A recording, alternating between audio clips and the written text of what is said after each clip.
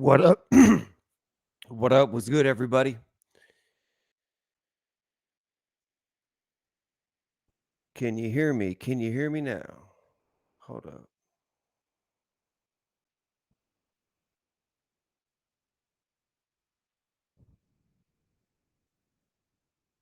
Okay, welcome to the live broadcast on the PSYOP cipher of this epic return to Pennsylvania, Butler, Pennsylvania. We just had JD Vance speaking.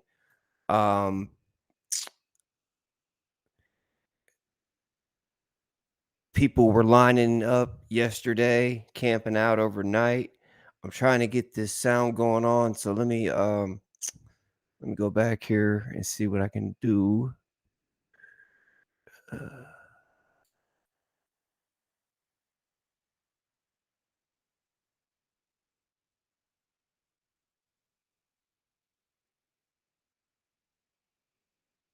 All right. Anyway, what up? What's good? It's your boy Big Zig Zelenko, live from the free state of Florida. I'm gonna shut up during this whole thing and commentate afterwards. Hope you guys enjoy it. As the anchor cries, watch this. You know, I'm so proud of my son because in his last moments, he wasn't screaming for me. He was screaming, Jesus, Jesus, save me. Jesus, I hear you. Jesus, I'm calling upon you. And his wildest dreams and everything that he wanted to be was a superhero. And that was he reached for something past flesh, past human, past anything that even grown adults, I think, would reach for. My son called out to the one God Almighty. And I think at that moment he was rescued and he became my hero. And I think all of them carried me through that moment. I think that his biggest dreams, he was the smartest, bravest, hopeful, great friend, great son. I couldn't have asked for a better son. And he was so happy up until the very end when he was screaming for Jesus. And in that moment, I think he found joy. You know, the innocence of children is actually quite spectacular. Oh my gosh, I'm so sorry. Yeah, it is. Marissa being a mother too, Megan and Heather, I do, amidst the tragedy, your parents as Absolutely well. disgusting. While Mayorkas and other leftists say that this is a result of climate change, well, let's just say hypothetically that's true. It's not, but let's say hypothetically that's true. These storms and these natural disasters are happening all the time, and it's so predictable because of climate change. Well, if it's so predictable and it's happening all the time because of climate change, then why aren't you doing things to prepare so little boys don't get swept away in a flood right before their mother's eyes? I saw reports that several dead bodies were found with their arms linked together. They were all dead, apparently neighbors. If this is so predictable, then how come you can't do something to stop this type of disaster from happening? But here's clip 8. This is Krasenstein coming out and saying that, no, it's all misinformation, that FEMA has been giving all of its money to migrants instead of for disaster relief. It's just totally a miscalculation. They're trying to rationalize this disaster as if it's all logical and reasonable and it should have happened this way and something isn't wrong. If there are innocent people dead by the hundreds or the thousands and then there's no help for days, something is obviously wrong. Okay, clip number 8.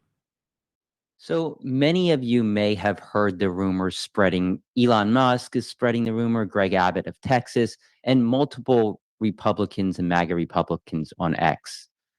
They're saying that there's not enough money for hurricane victims in North Carolina, in Georgia, in Florida, because the money has been diverted to illegal immigrants. They bring up this number, $640 million. They claim that $640 million went to illegal immigrants, so FEMA doesn't have enough money to pay for hurricane victims. This is a lie. It's an outright lie, and they know it. So what actually happened? Well, first of all, you have to understand how money is allocated to FEMA.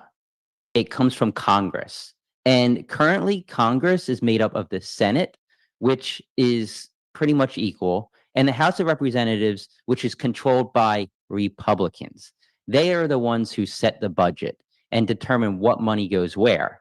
And the budget that's signed by the President of the United States couldn't have been used for hurricane relief instead of for shelter and services, which went to some migrants. Oh, so we did Because spend Congress $640 said- million on migrants. So And we did run out of Congress money actually for hurricane approved a victims. bill, I believe it was back in October, for $20 billion for FEMA to use on disaster relief. So they have this disaster relief program. That money is used for earthquakes, wildfires, hurricanes, tornadoes, and other natural disasters. $20 billion was allocated to them thanks to Congress.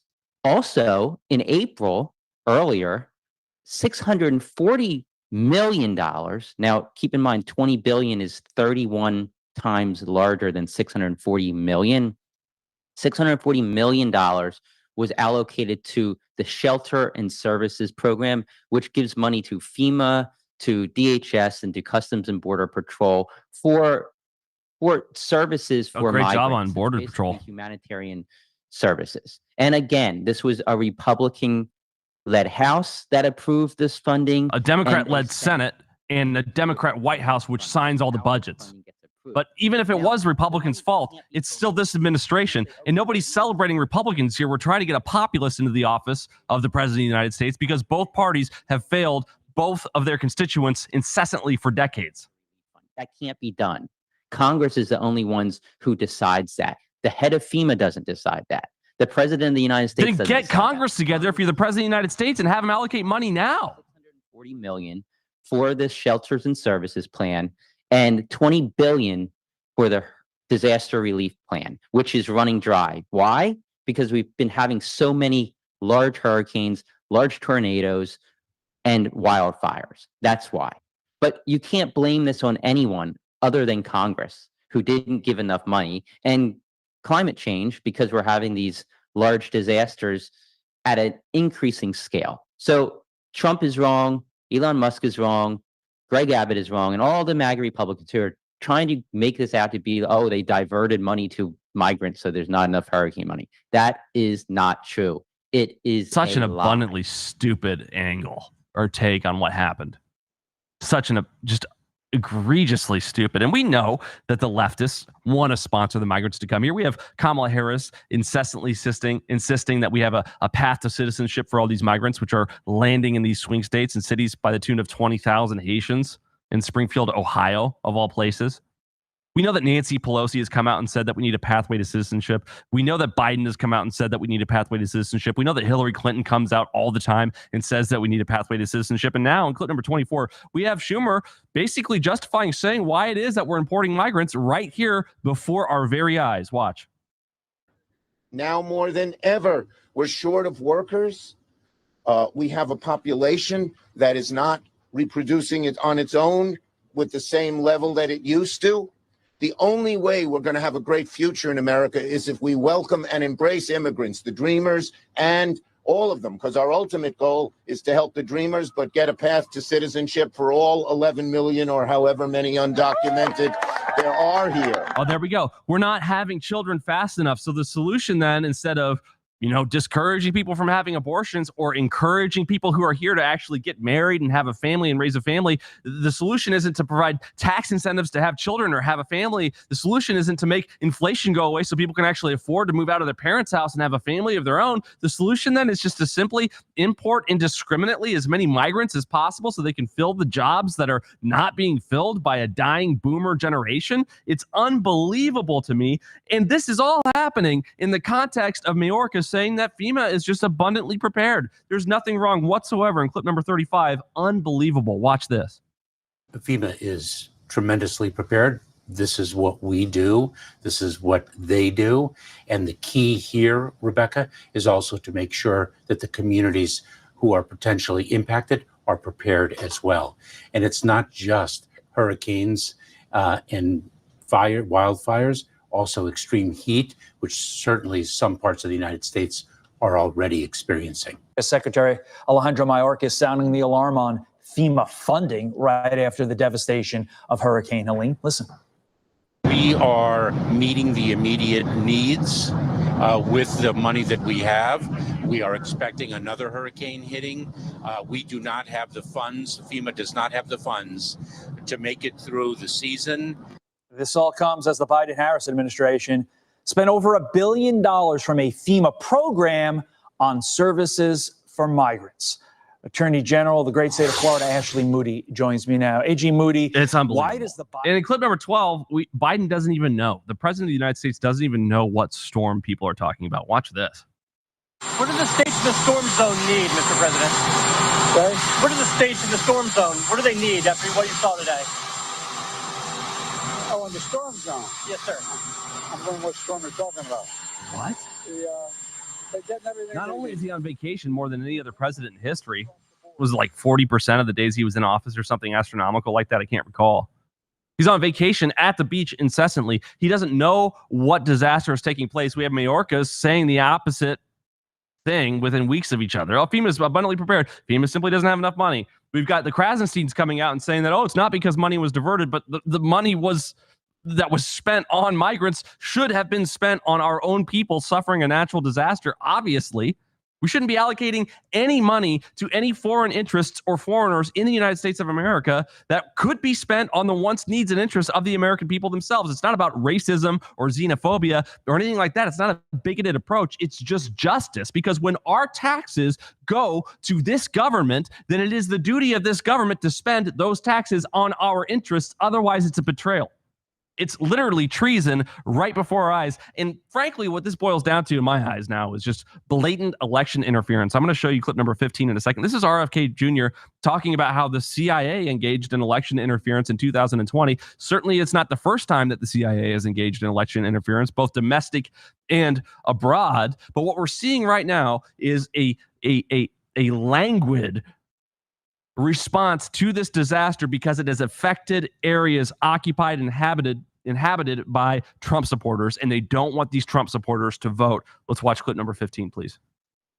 I'm about to talk about what we're not allowed to talk about. So instead of the word interference, I'm going to use the word tomatoes just for fun, and you'll understand what I mean here. Because RFK said a lot of amazing things on the Tucker Carlson interview he just did, but one big thing that he said out loud that no one's been saying out loud yet is that the CIA actively did election tomatoes in the 2020 election. And we all know it, and it's well proven, and it's not controversial, but no one wants to admit it or talk about it. And I'm just going to throw some shots across the bow right now at the start of this video that any platform that censors this video is actively engaging in election tomatoes, again, by censoring not only free speech, but true free speech that is being critical of their handlers in the agency. And Democrats can't even hear this story because it touches so many sort of culture war buttons, but it's a true story that Hunter Biden's laptop suddenly became an issue about a week before the debate. And Anthony Blinken, who is now the Secretary of State, and who was then the director of President Biden's campaign, went to Gina Haspel, who is the head of this director of the CIA, and said to her, we need help with this. She then got 51 CIA, current and former CIA officers. Remember this whole headline? Everything he just said is true, and I'm about to show you the original sources, the actual documents. This is just basic facts. More than 50 former senior intelligence officials, it was 51 to be exact, signed this letter outlining their belief that recent disclosed emails about the laptop has all the classic earmarks of a Russian information operation. This is the actual letter, which no one decided to actually read because they lay out their allegations and then they say, quote, we want to emphasize that we do not know if the emails provided to the New York Post by President Trump's personal attorney, Giuliani, are genuine or not, and that we do not have evidence of Russian involvement. Just that our experience makes us deeply suspicious that the Russian government played a significant role in this case. So literally nothing. They're just making up claims to do what exactly? I mean, it's not like the CIA has been doing election tomatoes all across the world ever since it was first founded. Look it up. They do it with bags of cash. They do it with coups. They do it with assassinations, all sorts of things. In this case, they do it with information. And all 51 of these dudes signed this letter. And at the bottom, it tells you who they are. This is all of their names in the order in which they appear. And you only need to look up the first two to realize, Jim Clapper, former director of national intelligence. Yeah, he perjured himself when he lied to us about the NSA spying operations. Oh, and Michael Hayden? Yeah, he set up those NSA spying operations, lied to us about them, and then he also lied to us about the torture programs at places like Guantanamo Bay. Oh, and by the way, Gina Haspel, the CIA director that RFK was referencing at the start. Obviously, we have a situation in which the CIA is abundantly clear that they engage in election interference. It's obvious. We have a deep state. That's what the deep state is. It's an unaccountable aspect, branch, department, section form of our government that is underground. So nothing that it does is transparent. And by virtue of not being transparent, they are never held accountable for the crimes that they commit. Things like allowing disaster relief to slow down for the sake of impacting an election, or covering up a Hunter Biden laptop story they knew was true for the sake of getting an election to go a certain direction. Alex Jones just sent me this tweet here from John LaFair. It's hard to believe, but one person is in charge of FEMA, immigration, border security, and Secret Service. Alejandro Mayorkas is criminally incompetent across the board, or criminally malicious. Not only does Mayorkas still have a job, he is evasive, combative, smug, and perjurious during compelled testimony. He's been impeached by the House only to have Chuck Schumer protect him in the Senate. This is everything that is wrong with our federal government. Let's go into clip number 10 here. Here's a woman who overheard 4 FEMA executives while she was at the airport in response to this Hurricane Helene disaster. Watch. Picked up a flight of pediatric medical supplies that were brought in and are going to North Asheville. We were sitting in the private portion of the airport, and we got to overhear an awful lot. The Army pilots, the Navy pilots, hospital representatives, there was a lot of chatter. While we were there, a private jet landed and 4 FEMA representatives got off. 4 people off of a private jet. Come to find out, and you're not going to hear this, so let me tell you. Come to find out, Mission Hospital was told, a private hospital, that they are going to go ahead and be the morgue center for body recovery. Damn. All of the Army Chinook helicopters you're seeing flying overhead, they are doing body recovery. FEMA said, and you can take this as a direct quote, said that they are too tied up at the border to send any more representatives. Yeah, at the border. So anyhow, I guess border control trumps whatever's going on here. So they told Mission Hospital they are not sending refrigerated trucks so that they can stack the bodies up. And we also overheard that whatever fatality numbers you are hearing, and this is a quote, go ahead and add a couple of zeros. For sure. So FEMA's too busy with the border. A private hospital and the Army are going to take over body recovery, and private individuals with their private helicopters and their private planes are the ones who are flying in supplies. I was at Hangar 10. I was picking up supplies. There was a stack for the Cajun Navy.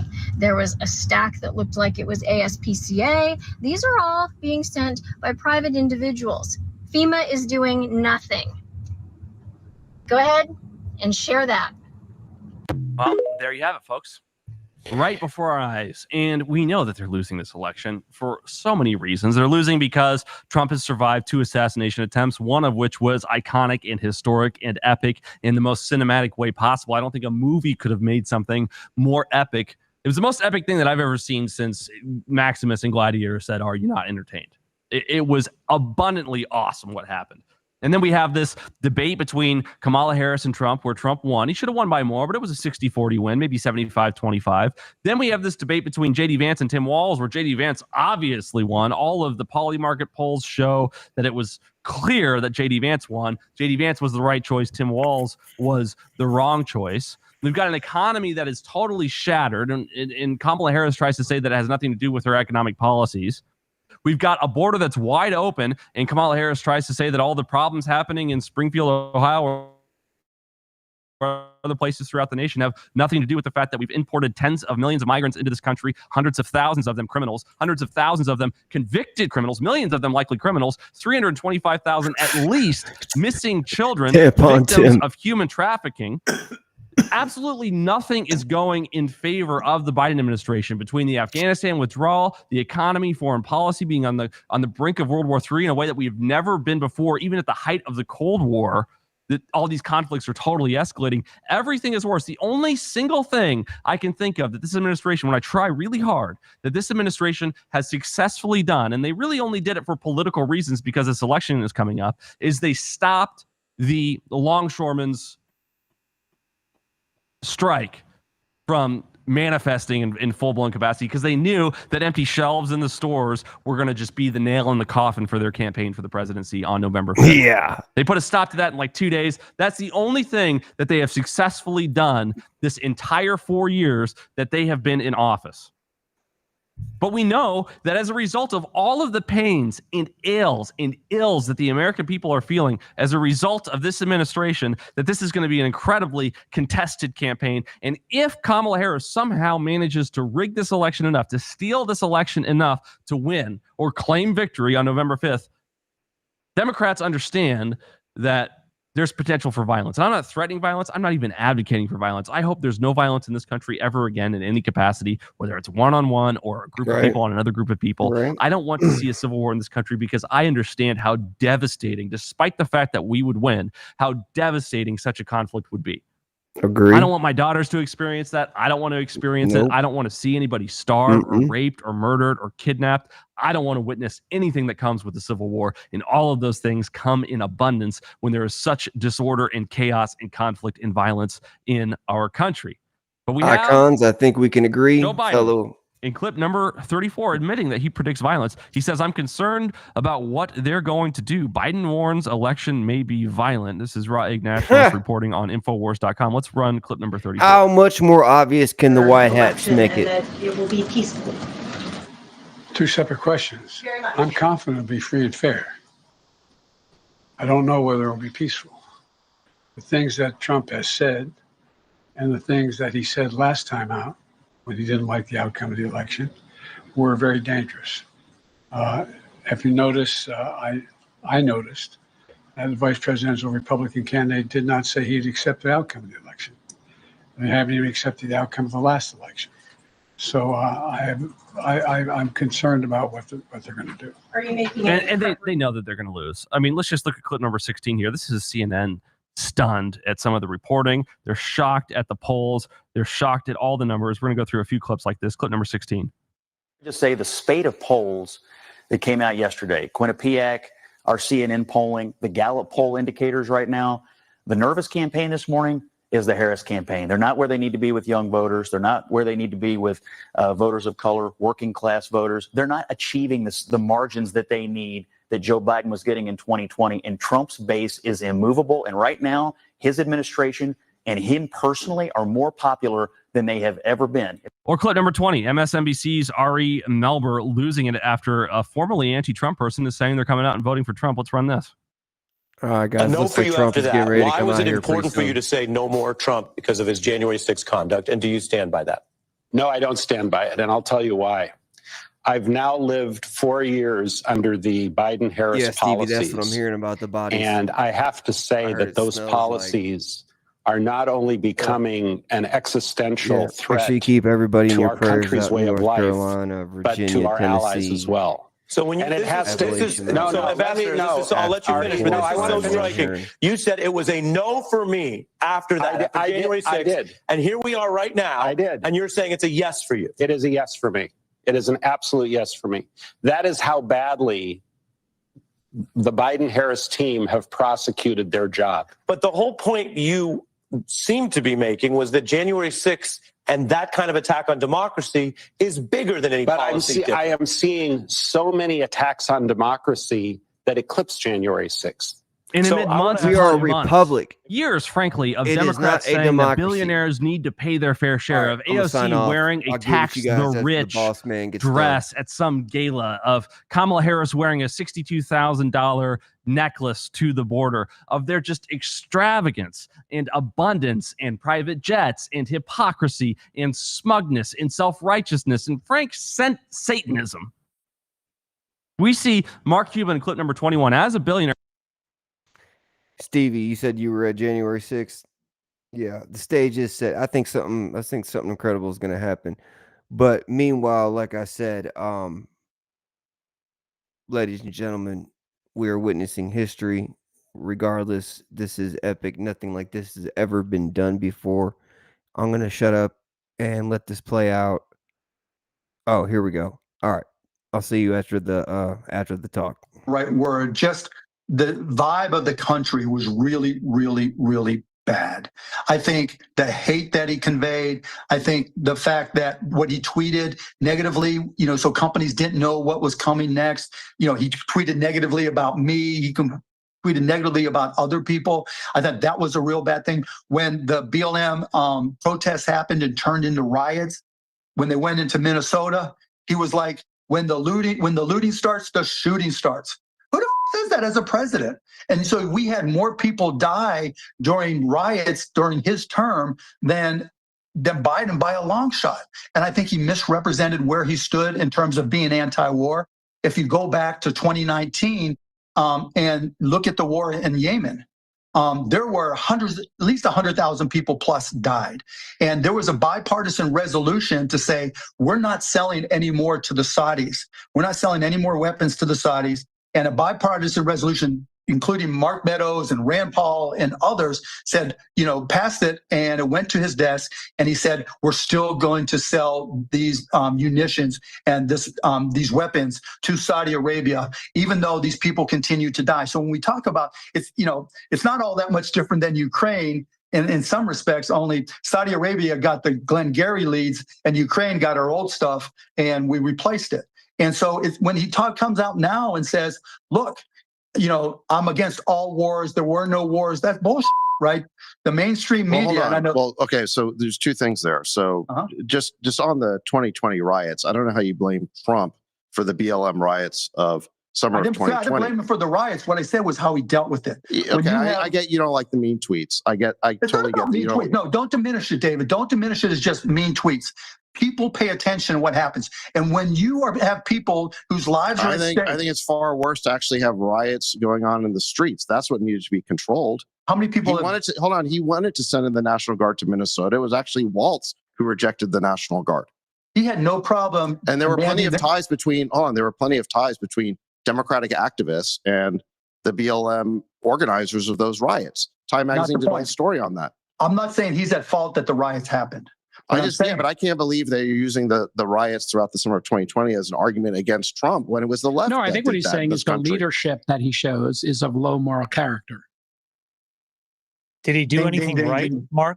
Well, I'm not done with the wrong stuff. Okay. But wait, there's more, right? Okay. Let's go back to the foreign policy for a second. Trump is correct that he did not start any new wars during his presidency. You agree with that, right? That no new wars started, or he didn't start any? He didn't start any. He was like the first president in 20 years not to start a new war. Well, he inherited some for sure. And he inherited Syria and Afghanistan, and he wanted to get out, and the generals didn't let him. And there wasn't really a war that happened in Turkey. And then when we got shut down, unbelievable. He didn't. No, there wasn't really a war. I'll agree with that. He didn't. That's his argument, is that he did not start any new wars. And here's the thing. Let's just go into the racism conversation a little bit. Since BLM came up, since the Summer of Love came up, and the riots came up, and the George Floyd thing came up, all these criticisms from the left for years have been that Trump is somehow inherently racist because of his rhetoric against migrants. I know people who are immigrants here that believe that somehow Trump is racist against migrants because they've watched mainstream media reporting discuss Donald Trump discussing migrants without actually watching the rhetoric or the language used by Trump himself regarding the issue.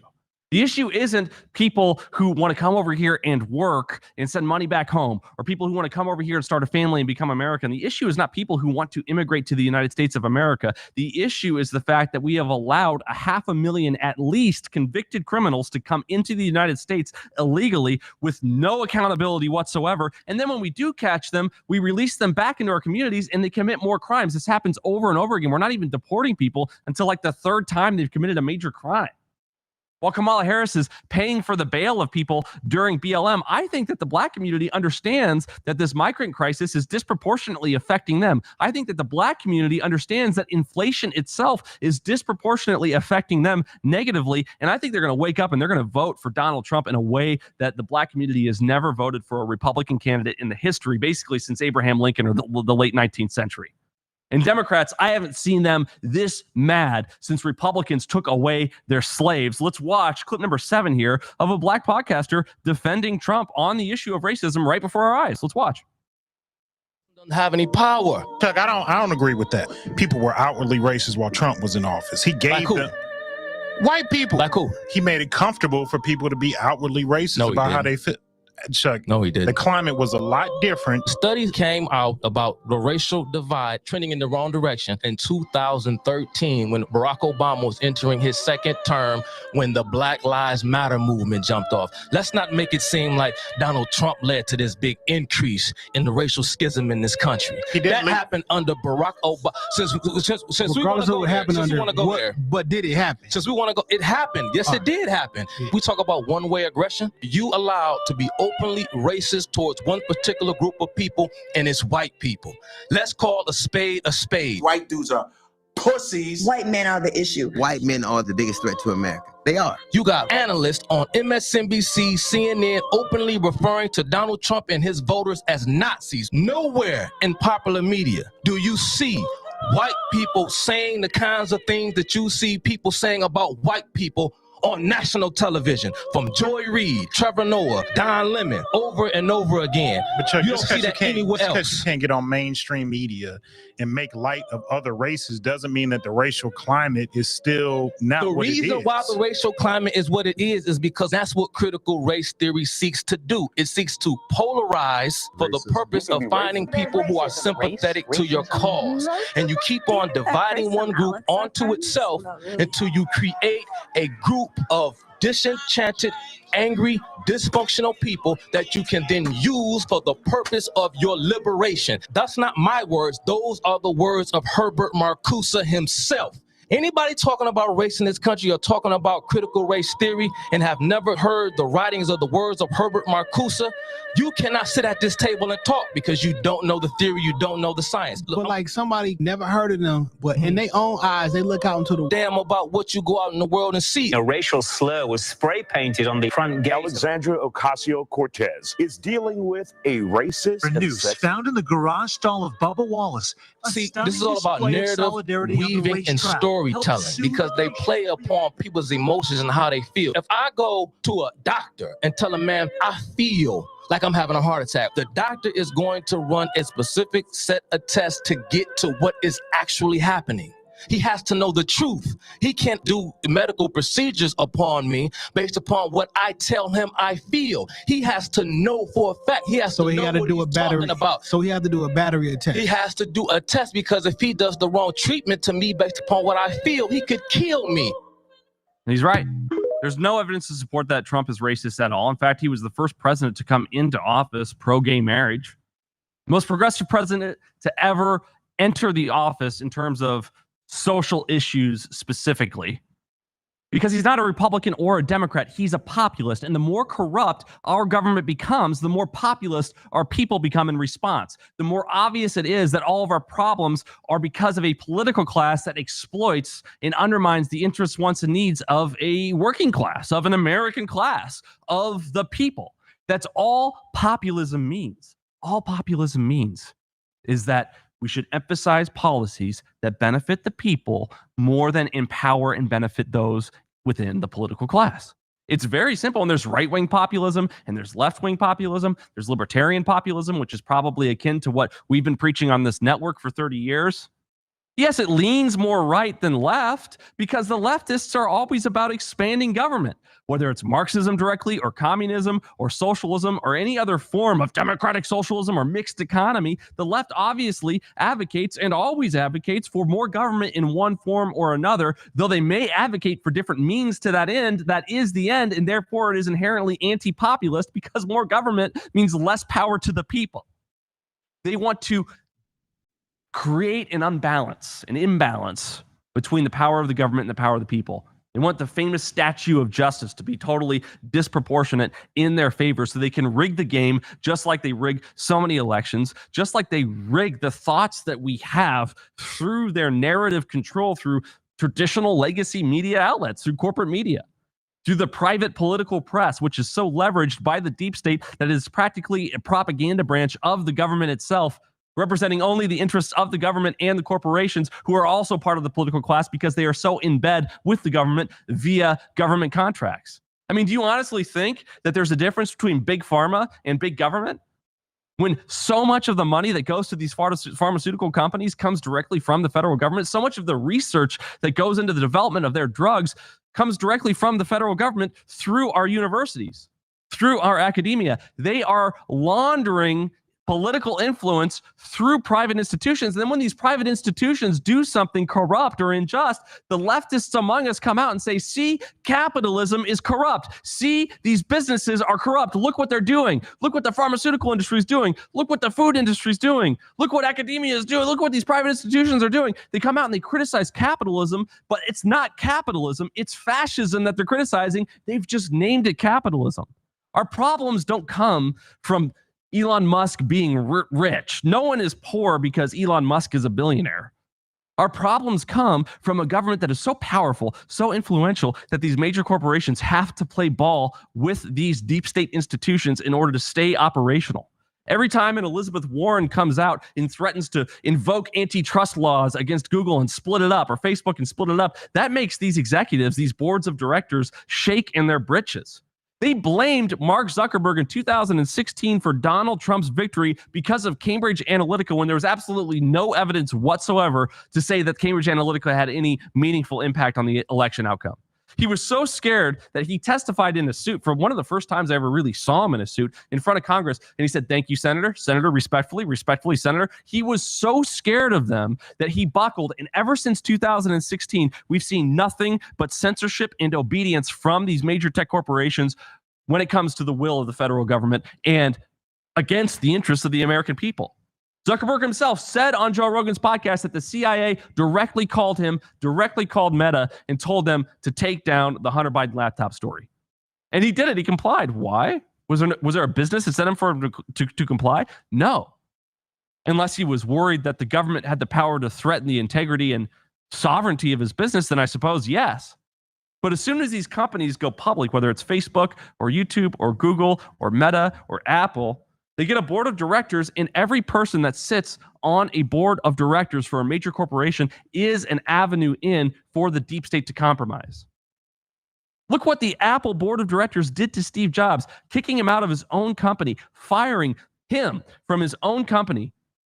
And then over the next years, almost driving itself into bankruptcy until they had to beg him to come back and give him autonomy as a leader. And then he saved the company, developed the iPod, developed the iPhone. This is the direction we have to go. We have to go toward laissez-faire capitalism, not away from it. We have to turn our sight away from this claim that there's something to be said for fractional reserve banking or mixed economies, when every single injustice that has ever happened has been because of government influence on the private sector. And you have the left come out and say that monopolies would be a major problem in a laissez-faire capitalism. Name one monopoly in the history of the United States of America that wasn't sponsored, funded, or backed by the federal government itself. All the way from Rockefeller through Ford, through any of these big tech companies, they are all in bed with the government. I cannot think of a single individual who has successfully claimed a monopoly on any industry, good or service, that was not backed directly by the federal government in multiple ways to the tune of millions upon millions, if not billions of dollars. It's absolutely unbelievable to me. And then you have the Bruce Springsteens in clip number 25 come out and suggest in their diner, despite the fact that they're worth millions upon millions of dollars. They're sitting in a diner like they're a blue-collar, working-class union guy. You got the assistant mayor coming out and making these comments. What an idiot. Clip number 25. Hi, I'm Bruce Springsteen. Friends, fans, and the press have asked me who I'm supporting in this most important of elections. And with full knowledge that my opinions no more or less important than those of any of my fellow citizens, here's my answer. I'm supporting Kamala Harris for president and Tim Walz for vice president, and opposing Donald Trump and J.D. Vance. Here's why. We are shortly coming upon one of the most consequential elections in our nation's history. Perhaps not since the Civil War has this great country felt as politically, spiritually, and emotionally divided as it does then at this moment. It doesn't have to be this way. The common values, the shared stories that make us a great and united nation are waiting to be rediscovered and retold once again. Now that will take time, hard work, intelligence, faith, and women and men with the national good guiding their hearts. America is the most powerful nation on earth, not just because of her overwhelming military strength or economic power, but because of what she stands for, what she means, what she believes in. Freedom, social justice, equal opportunity, the right to be and love who you want. These are the things that make America great. Donald Trump is the most dangerous candidate for president in my lifetime. His disdain for the sanctity of our Constitution, the sanctity of democracy, the sanctity of the rule of law, and the sanctity of the peaceful transfer of power should disqualify him from the office of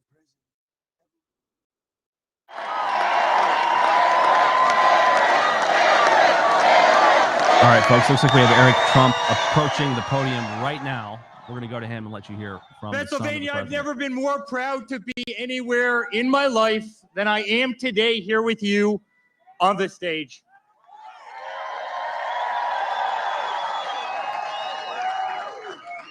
This is a big family. They tried to take away someone we all love, and they did take away someone we love in Corey, an incredible man. His family's backstage. It's heartbreaking. It's heartbreaking. They've tried to get my father every single second since he went down that golden escalator. Laura and I have witnessed it every single day. They tried to smear us. They tried to bankrupt us. They came after us. They impeached him twice. They went after his Supreme Court justices. They weaponized the entire legal system. The Russia hoax, the dirty dossiers. You remember every single one of them. Far left AGs, far left DAs in every far left place in this country went after my father. They tried to pull him off the ballot in Colorado. They tried to pull him off the ballot in Maine. And it has not worked.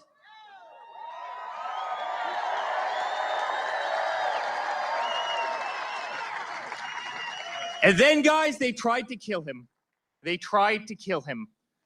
And it's because the Democratic Party, they can't do anything right. They can't do anything right. You see it this week in the FEMA response in North Carolina, and in Georgia, and in South Carolina, and in Florida. You have people's houses floating down rivers.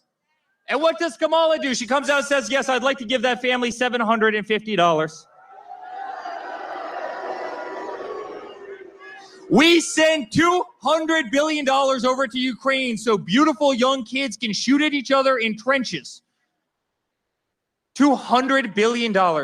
We give hundreds of billions of dollars to Pakistan. They wouldn't tell us that bin Laden was literally a mile away from their equivalent of West Point. We send hundreds of billions of dollars to them. We gave $150 billion to Iran, a country that chants death to America. And Kamala Harris comes out and says, we're going to give $750 to the person who lost their house in a mudslide. Guys, this isn't America first. This is America last. But the good news, help is on the way.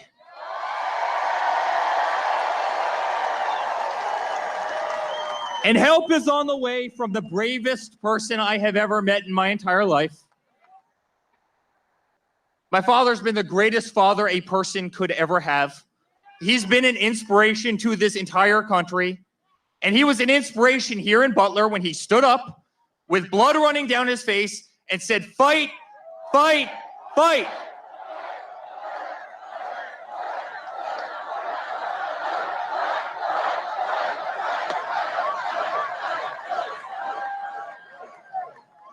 I love all of you so much. I really mean it. This is a family. This isn't politics, guys.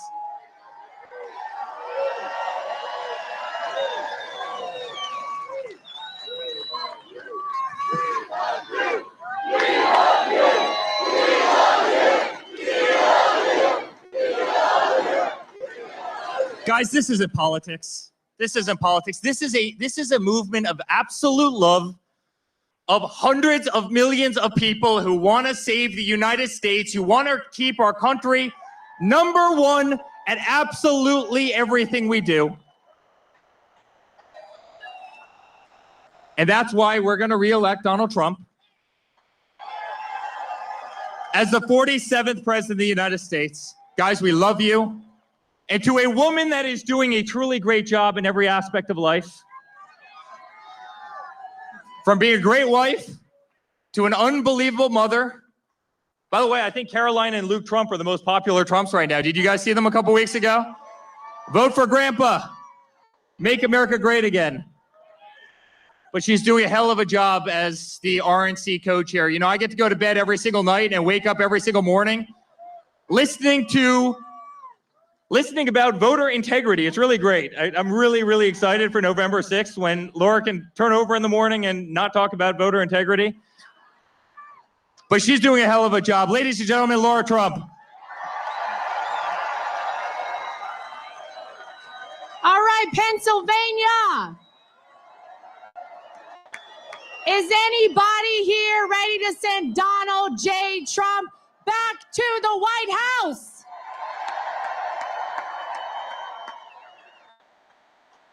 Well, we're 31 days away. 1 month from right now, as Donald Trump always says, will be the most important day in the history of America, because this is a pivotal moment for our country. And I don't even have to tell anybody that here. We can all feel it.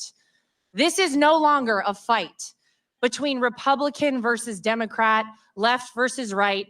It is good versus evil. And good is going to win this battle, ladies and gentlemen. And if you had any question whether God exists and he performs miracles, we got our answer here on July 13th, right here in Butler, Pennsylvania. He spared Donald Trump's life because he was not finished with Donald Trump. And he did it not once, but twice. And I've said it time and time again, but now you feel it more than ever. Donald Trump was made for such a time as this.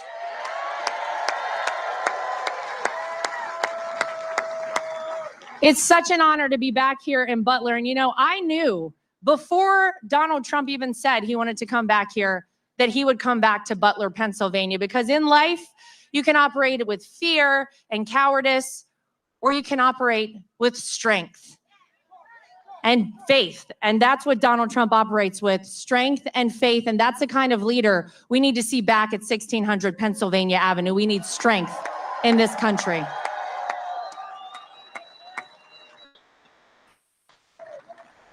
And Eric's right. I've been doing a little something with making sure that we have free, fair, and transparent elections, and that only legal citizens are voting in our elections here in the United States of America. That's okay. It's been the #1 focus of the RNC since I took over alongside our chairman, Michael Whatley, back in March. We have had a big goal of recruiting 100,000 people to volunteer as poll watchers, poll workers, legal experts on the ground. And we said, I don't know, 100,000 is a lot. I'm happy to report that we have trained 200,000 people across this country to do that.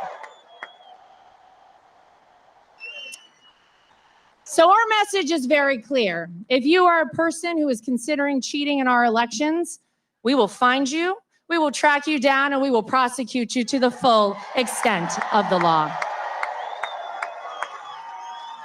And if you're an illegal citizen voting in our election, we'll track you down and prosecute you to the full extent of the law, and you're leaving this country. How's that sound? Don't do it. It's not worth it. But real quick, before I go, is everybody in this crowd registered to vote? Well, it could be that you've heard of someone who's been doing so much voter registration right here in Pennsylvania. His name is Scott Pressler. And he has done an incredible job. We have flipped Bucks County and Luzerne County from Democrat to Republican in terms of voter registration. And I would like to invite my friend Scott Pressler to come up and say a few words to you folks, if you would welcome him, please, to the stage right now.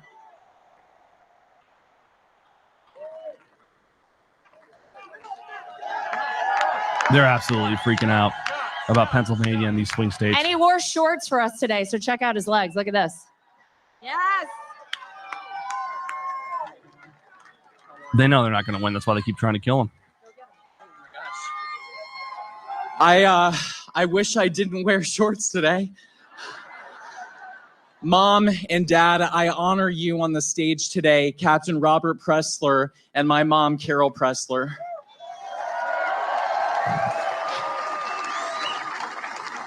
Pennsylvania, you have the power to change the world. Pennsylvania wins the White House, and so please, I ask you today, please check your voter status, make sure you're an active voter registered at your current address, and please visit vote.pa.gov and register to vote today. A message to our union workers: we want your vote. We want to keep jobs here in America. To our beautiful Amish and Lancaster and across the state, we will protect your raw milk, your dairy, your farming, your school choice, your religious freedom, your ability to afford to have 10 beautiful children per family. To our hunters, 30% of you are not registered to vote. Please, our hunters, support the Second Amendment, register to vote. To our truckers that service us every single day, please request a mail-in ballot or vote early, lock in those votes. To our sorority sisters and our fraternity brothers, please, you have the power. If you're going to school here in Pennsylvania, register to vote legally and lawfully here in the Commonwealth of Pennsylvania. I feel this from the top of my head to the tip of my toes. I love our great country. President Trump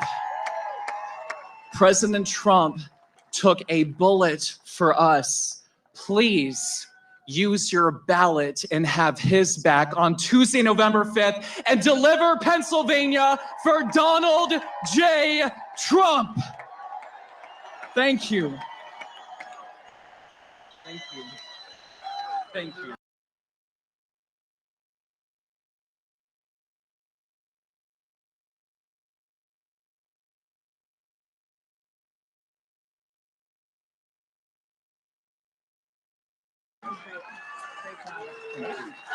All right, before we go.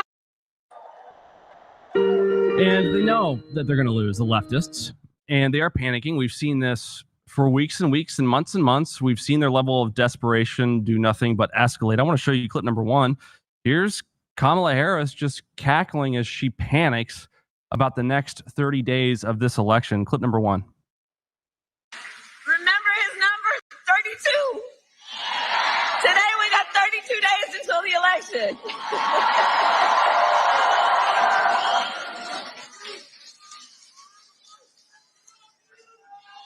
So 32 days. 32 days. Okay, we got some business to do. We got some business to do. All right. 32 days. And we know we will do it.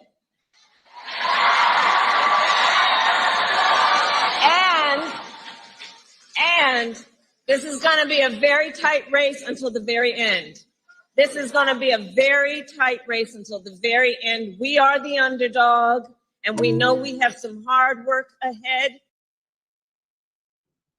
All right, folks. Well, she's panicking. She's cackling. We're going to take a quick break before Trump joins the stage. Let's go ahead and run the AI ad that was made for the AlexJonesStore.com. And remember, if you want to keep us on the air in one way or another, whether it's through InfoWars or through another network, if you want to keep Alex Jones on the air, the best way to do that right now is to go to the AlexJonesStore.com, purchase any number of our great products there, or if you want to just...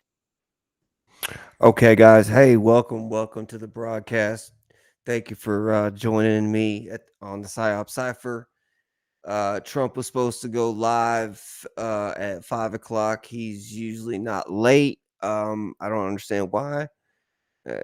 6 o'clock can be dangerous. I don't know. Hope not. But this gentleman right here is doing a great job. I don't know his name on the Alex Jones show. I don't watch Alex Jones that much these days, but he's been doing a great job breaking this down and showing some crucial things while these people have been coming on stage one after another, giving Trump their love. Like I said, this is a once in a lifetime event, and I'm sure they're taking their time. Every blade of grass is checked to make sure nothing goes wrong. I'm hoping. As you can see, I'm glad to see they have the glass around. They have at least I don't know. Could be. I don't know, DJ. I'm not Phil Godlewski.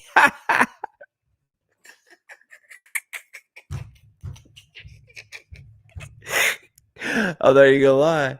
Hey, but I mean, could be. That's what watch the water. 6 o'clock can be dangerous. Hey, I'm just like that pull string doll, the ding from Dave from X-22. The White Hats and the Patriots are in control. Hey, what are you gonna do? But I have a feeling Trump's gonna knock this out the park. It's gonna be epic, and that's why we have been almost an hour into this stream, and thank goodness I chose to use Mr. Jones's platform to stream this, because they brought on a lot of good things prior to this wait. So this is going to be very interesting. I wonder if what do y'all think? You think Musk is going to come on stage with him? I bet he'll invite him up. I don't know. What's something? I don't know. My gut feeling is something big is going to happen, like an announcement. I don't know, something. Maybe not like an event. Hopefully not another attempt, but maybe just an absolute shutdown announcement. Maybe. Who knows? But the fact that Elon Musk is there amongst a ton of other people, this is historic. What is it? 10/5/2024. Okay. So I have not been paying attention to the gematria, people, or the numerology. I'm not real good at that, but I'm going to go ahead and do it right now. So 1 + 5 = 5. 5 + 2 = 7 + 2 = 9 + 2 = 11 + 2 = 13. 13.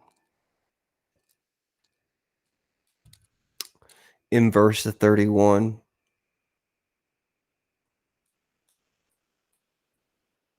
Where's my number, people? Does this date have any meaning? Any mediums out there? Any numbers, people? Any gematria wizards? Let me know if this date has any significant meaning. Besides, obviously we know the second and third with the new moon, Rosh Hashanah beginning, and the eclipse. I haven't been able to keep up with all the other stuff. I don't know. I haven't done any research into this date. Stevie Banana says JR. What's that mean? Junior about to pop out?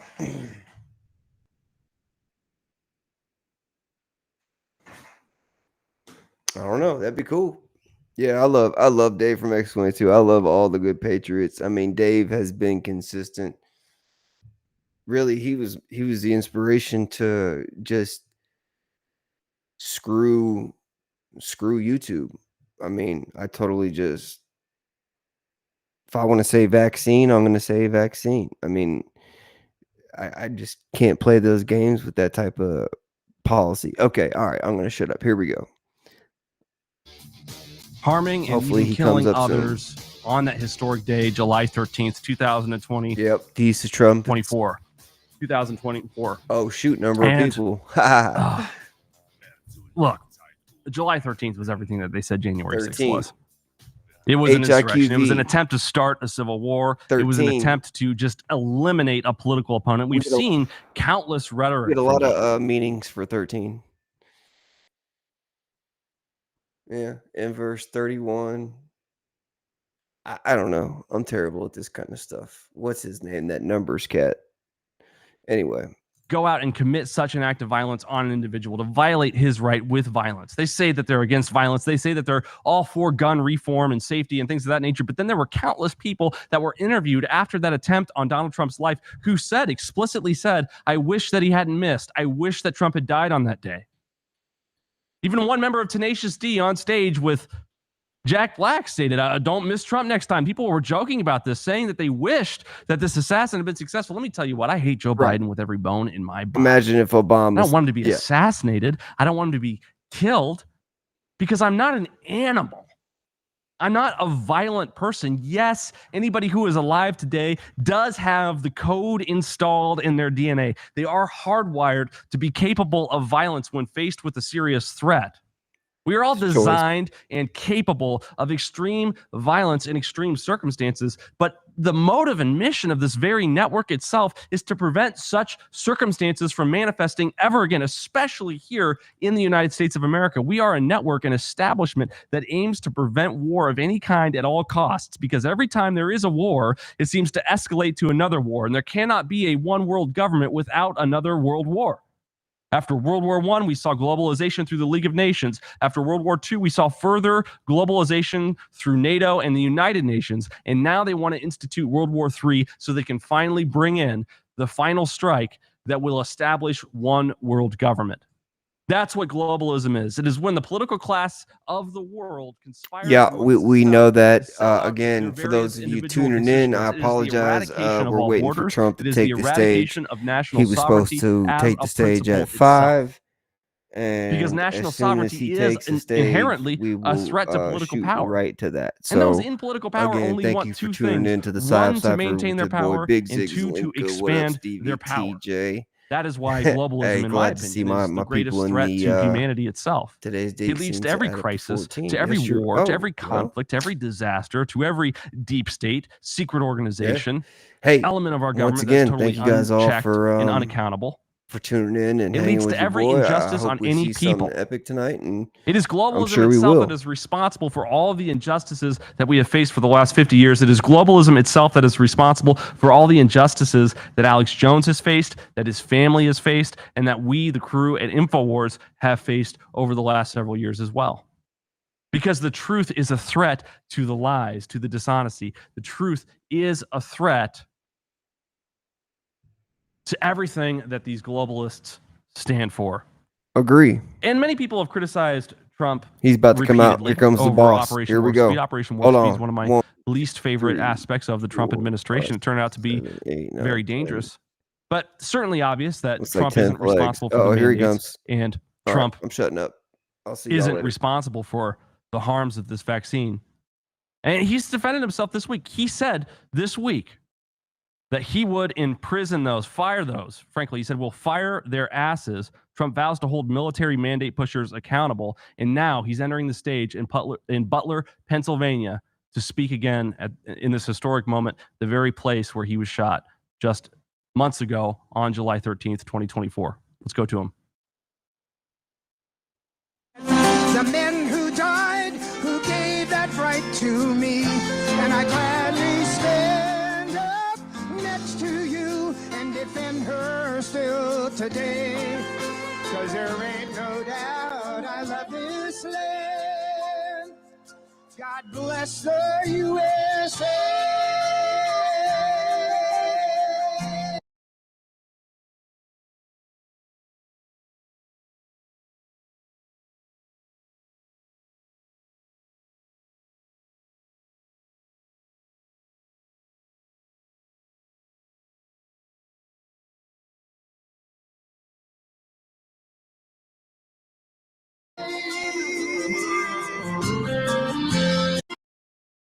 Houston and New York to LA.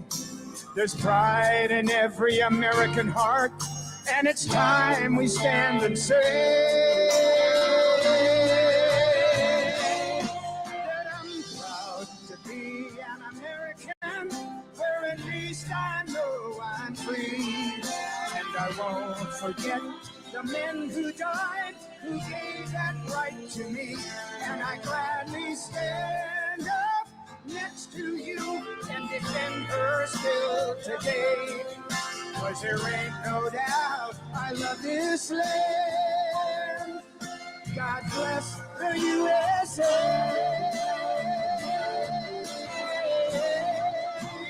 Sing it! God, I'm proud to be an American, where at least I know I'm free. And I won't forget the men who died, who gave that right to me. And I gladly stand up next to you and defend her still today. 'Cause there ain't no doubt I love this land. God bless the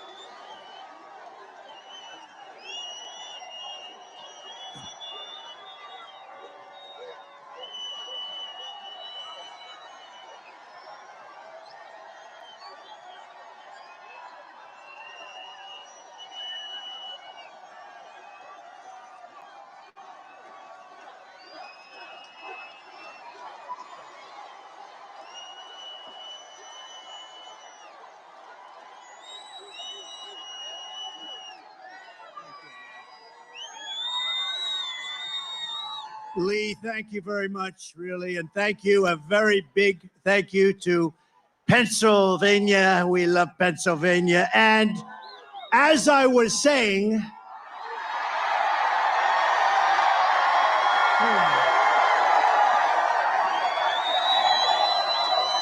They got the chart that saved his life on the screen, folks. Unbelievable. oh, I love that. I love that chart. I love that graph. Isn't it a beautiful thing? But also beautiful because look at the number. That's the day I left office. It was the lowest Border Patrol, the lowest it's ever been.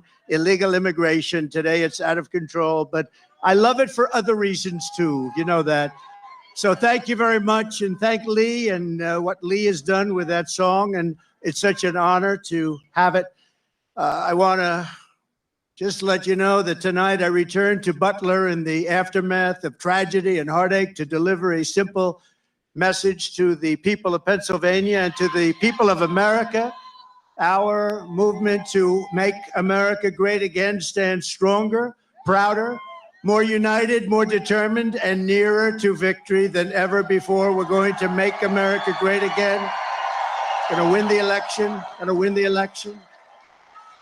And to all Americans, whether you are Republican, Democrat, Independent, Conservative, or Liberal, or you have no label whatsoever, it makes no difference. Our movement, it belongs to you. It belongs to our country. It belongs to our country. And together in just 1 month, we are going to usher in a new golden age of American security, prosperity, sovereignty, and freedom for our citizens of every race, religion, color, and creed.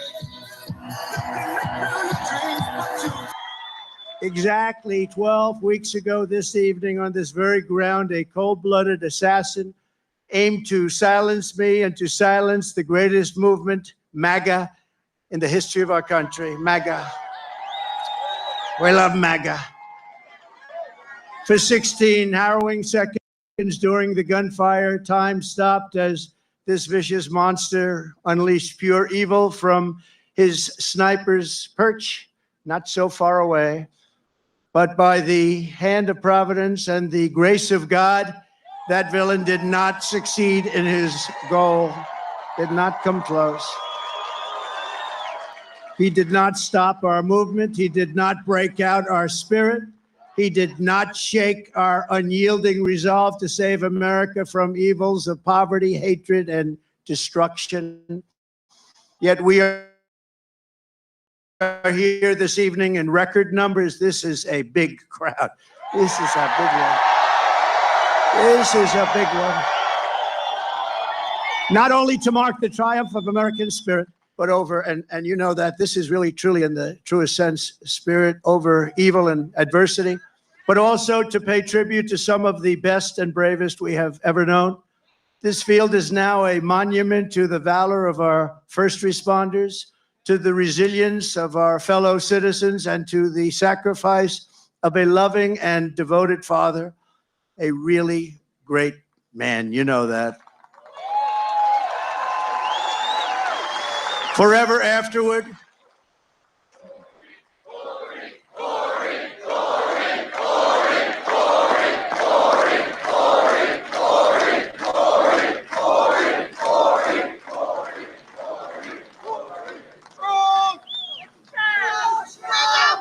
forever after, all who have visited this hallowed place will remember what happened here, and they will know of the character and courage that so many incredible American patriots have showed and know, and they know it at a level never seen before, probably. First, I want to thank the men and women of the U.S. Secret Service who threw their bodies on top of mine without even a thought for their own lives. They were on top of me so fast. They were on top of me, and there was not even a moment of doubt in their minds. You watch those tapes, not even a moment of doubt. I want to thank Secret Service. They're great, great people. They are great people.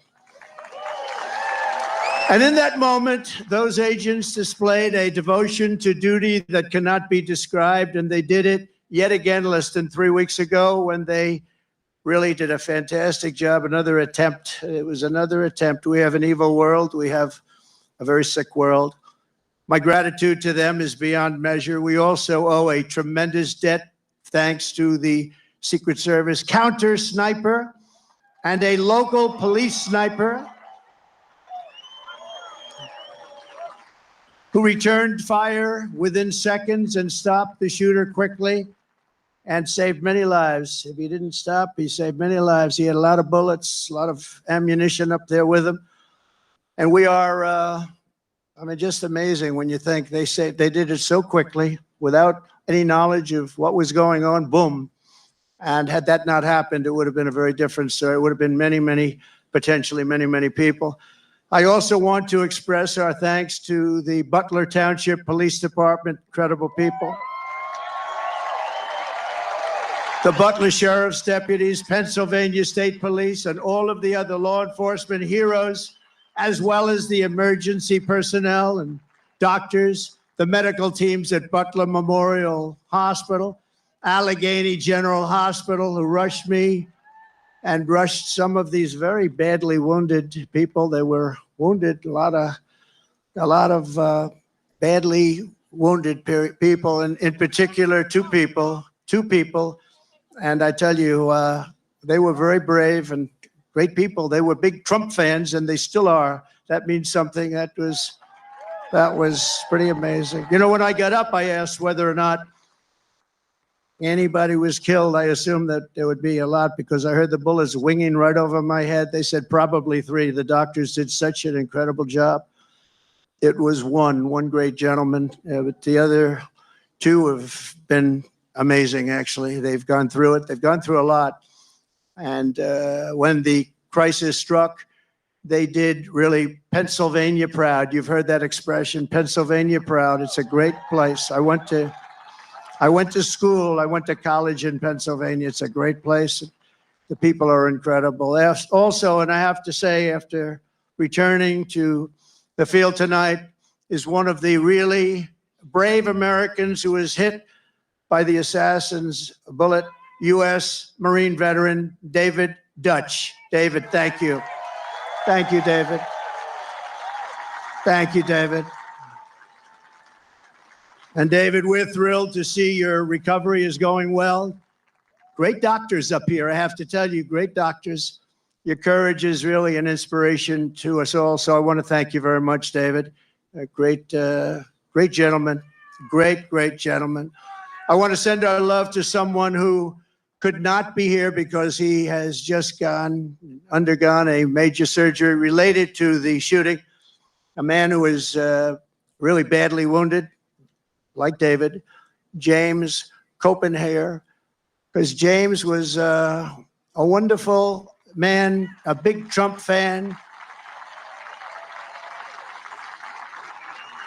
And Mr. Copenhagen is out there watching us right now, but he's in a hospital where they did some additional work, but he's in great shape. He wanted to be here so badly, but he's in great shape, and we appreciate it, and we're looking to his full and complete recovery. He will have a complete recovery. Thank you. Thank you very much. And of course, there's one more hero who could not make it back here tonight because he is no longer with us, right? You know who that is, right? Corey, our beautiful Corey. Corey is not with us tonight, and he should be. And we all miss him. He's become somewhat of a folk hero, I have to tell you. Who is with us is his beautiful wife and daughters and relatives, sister.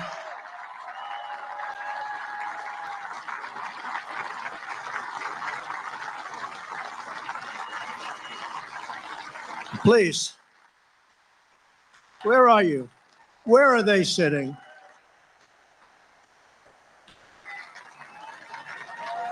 There they are. There's a lot of people. It's not easy to find people in this audience. Goes back further than you can see. Thank you very much. Thank you very much. Thank you very much. Great family, a great, incredible family. And he loved you a lot. And, you know, his wife said something very beautiful. The public, a lot of people, all of us, a lot of people have been very generous. And she said, I'd rather have my husband. That's a good thing to say. That's a good thing to say. I'd rather have my husband. Corey Comparator was an incredible husband and father, a devout Christian, a veteran, and a proud former fire chief, very respected within the town. Everybody knew him. Few men volunteered to run into fires, but Corey was one of those who did. He ran into fires. I spoke to people that were with this guy would do anything. He was brave, right? Brave guy like you. And he was also a protector who put his life on the line for others, and he loved doing it. And when the sound of gunshots pierced the air on that July evening, Corey leapt into the fire one more time. In his last seconds of this earth, he threw himself on the top of his wife and daughters. He didn't want them hurt. He threw himself. He said he knew what was happening. He didn't want them hurt. And he was hit hard. He was hit hard. And he gave his life to shield their lives. Every father and husband in America hopes that if the time came, we would have what Corey had. Tremendous courage, tremendous guts, and he wanted to protect his family, and he did protect his family. At this time, it is 6:11, 12 weeks to the minute that the shooting began. I would like to ask everyone to join me in a moment of silence.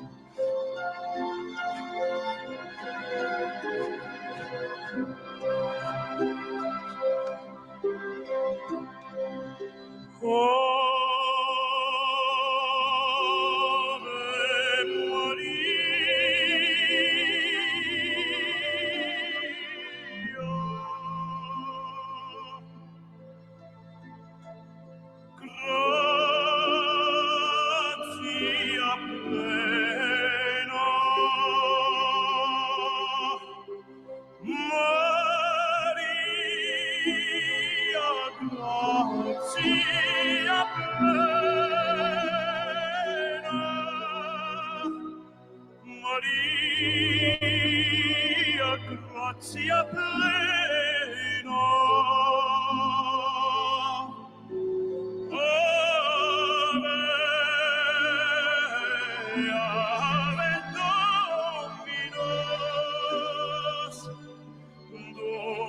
Dominus tecum, benedicta Frae Maria Ribos, et benedictus,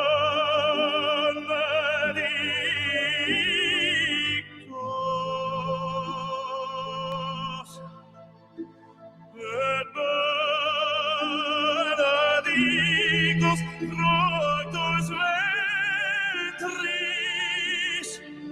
ventris tui,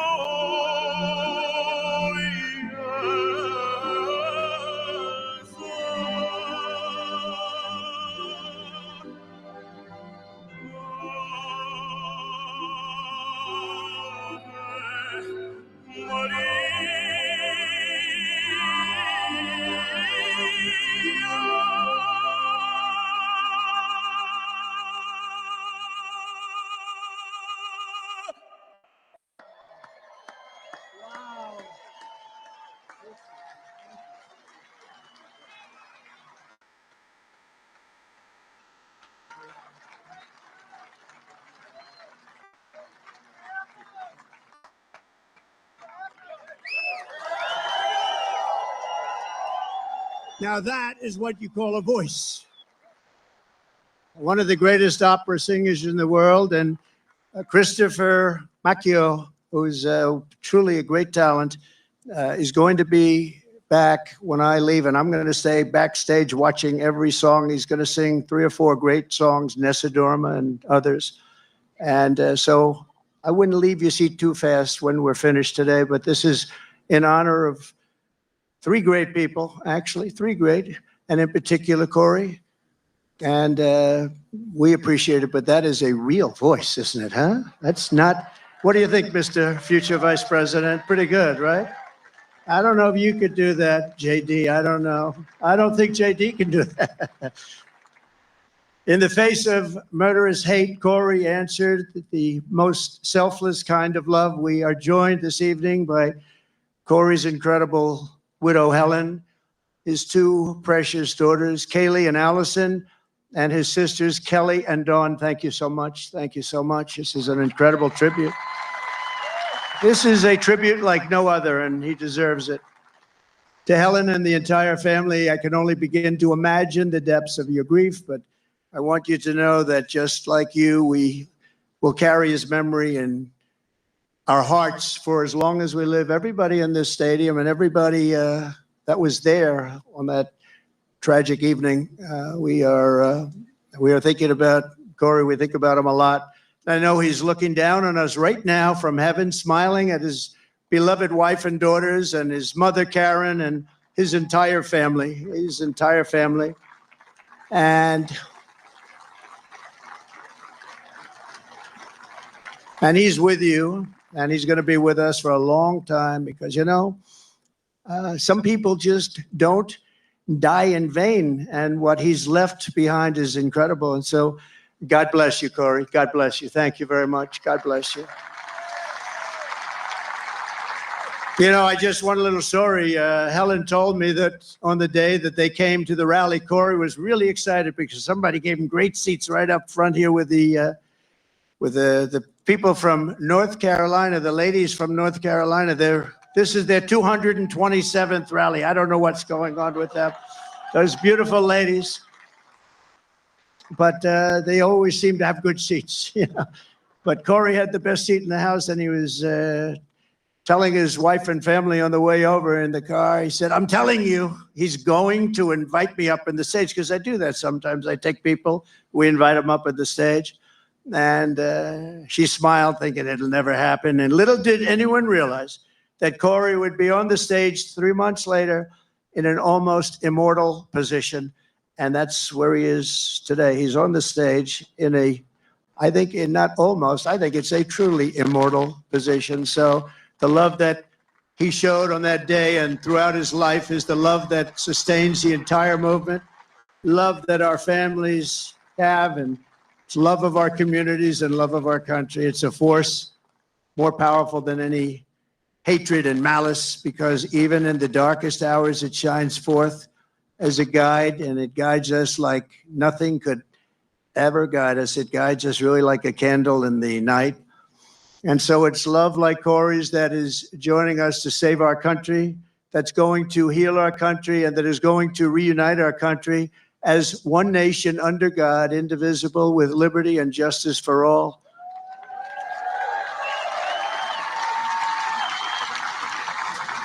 So what our opponents have never understood is that this movement has never been about me. It's always been about you. It's been about a lot of people, millions and millions of people, the biggest ever in the history of this country, maybe anywhere. And everyday people who are the heart and soul of our country.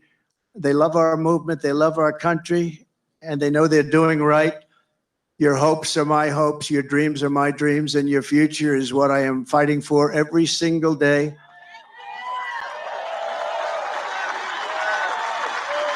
And now I have a great companion in J.D. Vance. How good was he the other night? How good?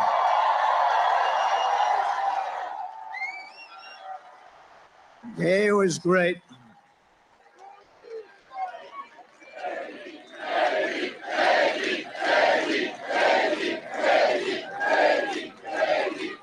He was great. But from the very beginning of this journey, I've been on a mission to rescue our country from a failed and very corrupt political establishment, very corrupt. We have to change it. We have to change it. We need also a very free and open press, and to give it back to the country you believe in and I believe in. It's a country that we were born in and the country that you deserve. You deserve this. In that mission, I will never quit. I will never bend. I will never break. I will never yield, not even in the face of death itself. And I believe that every citizen deserves an America with a grand, very, very grand ambition, great opportunities, and limitless. We just want limitless potential. We want an America where you can get ahead and be proud of life and provide for your family in a really decent way, where we don't have crime. We have a fabulous military to protect us from evil. Everything has to be the best. We have to have the best schools.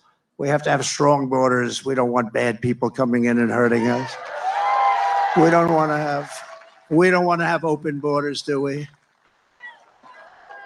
You deserve a government that protects and respects its own citizens, that defends your sovereignty, your security, and your dignity and your freedom. You deserve a nation that builds things, again, makes things better, that aims for the stars once more, and that once again commands respect. And we want to get respect like we had it 4 years ago. The entire world respected us. They respected us. They respected us more than they've ever respected us. And now they laugh at us. We can't have them laugh at us, can we? Above all, you deserve leadership in Washington that does not answer to the lobbyists, to the bureaucrats, or to the corrupt special interests, but answers only to you, the hardworking citizens of America, of which there are a lot of them. We have a lot of them. We have a lot of them. Over the past 8 years, those who want to stop us from achieving this future have slandered me, impeached me, indicted me, tried to throw me off the ballot, and who knows, maybe even tried to kill me. But I've never stopped fighting for you, and I never will. Never will. Never gonna stop.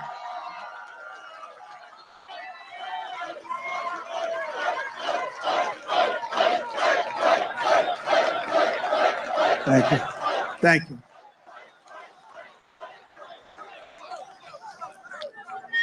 And in turn, you have always stood with me. You have always stood with me, no matter what. You saw what was going on. You saw the hoaxes and the scams. You saw everything that went on. We are a team. We're a great team, I think. We're probably the best team ever in the history of our country, if you really think about it. We fought together. We have endured together. We have pushed onward together. And right here in Pennsylvania, we have bled together. We've bled. We've had 3 people that really got hit hard. 2 of them made it. Great doctors, great doctors. They weren't supposed to make it. I wasn't supposed to make it. People said, my great doctor at BUTLER said, sir, you're the luckiest man alive. This would be a good time for you to go out and buy a lottery ticket. I've never seen anything like. I almost went out and bought a lottery ticket. I'll take it. And 31 days from now, here in this great Commonwealth and all across our land, we are going to win together. We are going to vote together. We're going to win the greatest election in the history of our country, maybe the greatest election all time.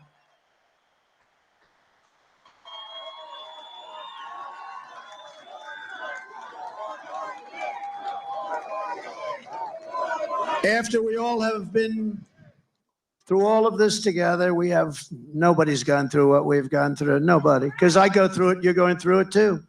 But there's never been anything like this. You know, I always say there's an enemy from within and there's an outside enemy. And if you're smart, the outside enemy is not going to be a problem. Russia, China, North Korea, we're not going to have a problem if you have a smart president. If you have not such a smart president, then it's a problem. But we have an enemy from within, which I think is much more dangerous than the outside enemy. We stand on the verge of the 4 greatest years in the history of our country. We can make these the 4 greatest years. We'll turn it around so fast that your head will spin.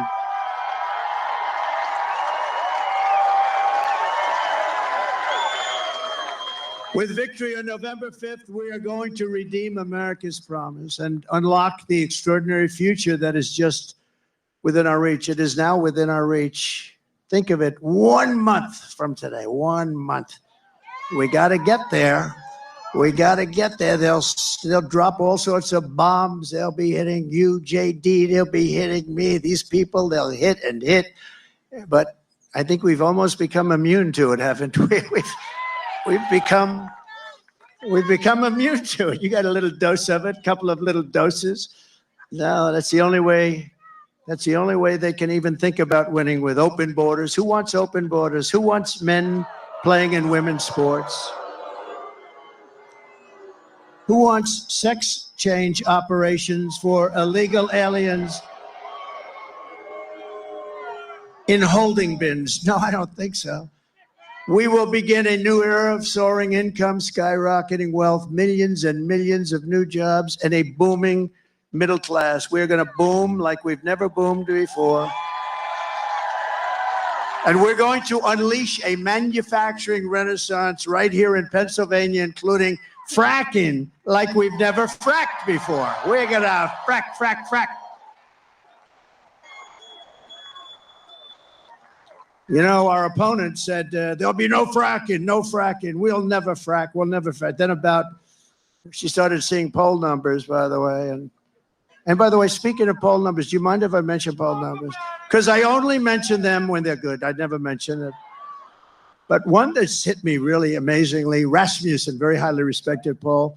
JD, it just came out. I don't think you heard this one, but this is a shocker. You know, they always say the Democrats will win the Hispanic vote, but we've been creeping up rather rapidly. And Rasmussen is one of the most respected polls. I mean, Republicans would get 4, 5, 6, 9, 10%.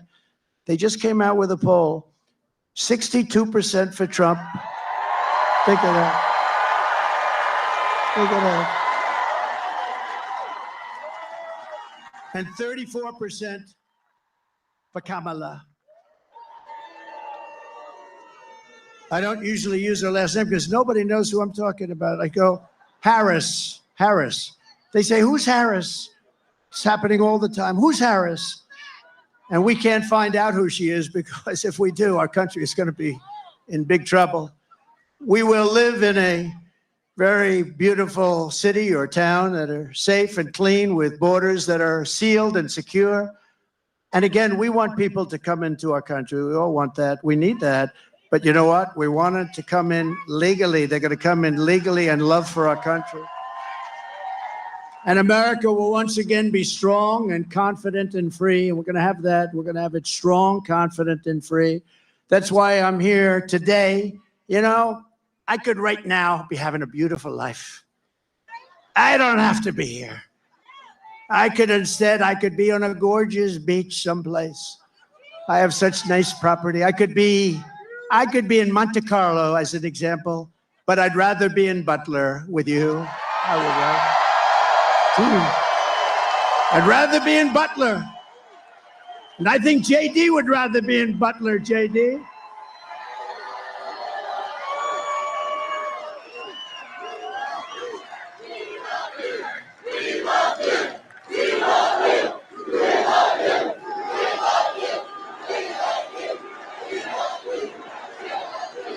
No, I'd rather be here because we're doing something. You know, they got a lot of rich guys that go, nobody cares about them.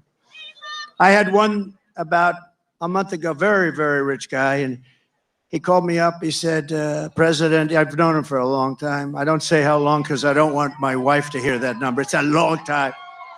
But he's very successful, and he said to me, sir, could you do me a favor? The guy's worth billions of dollars. He said, could you do me a favor? I can't get into a restaurant. Do you think you could call them to get me in? And I said, what the hell is the good of being rich if you can't get into a restaurant, right? And I called the maitre d'. Hi, I'm a little embarrassed. Hi, this is Donald Trump. I recognize your voice. So would you do me a favor? A friend of mine is online about a mile back. This is a very successful restaurant. And he's got his wife. I described the wife. Could you possibly go get them?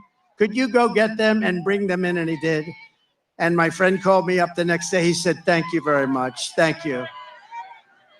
Oh, doctor, please. Doctor in the house. Thank you. Thank you. Thank you very much, doctor. Yeah, thank you. Take your time, doctor, please. We got plenty of time, right? We got a lot of time.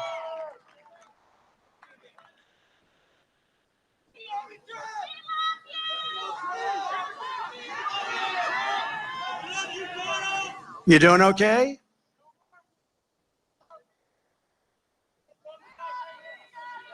Take your time. We've got to protect our people, right? Take your time.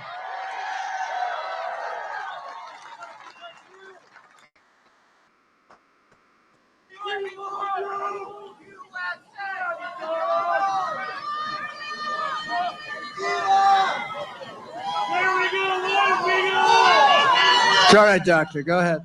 That's all right. That's all right. People come out 2-3 days ago, and then they get it's an amazing thing. It's an amazing thing. We appreciate, everybody appreciates it. Yep. Take your time. That's great. That's great.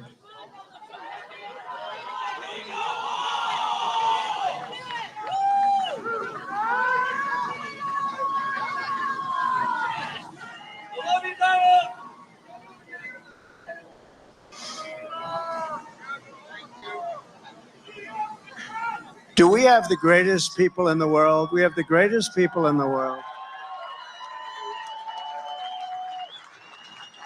First responders, thank you very much.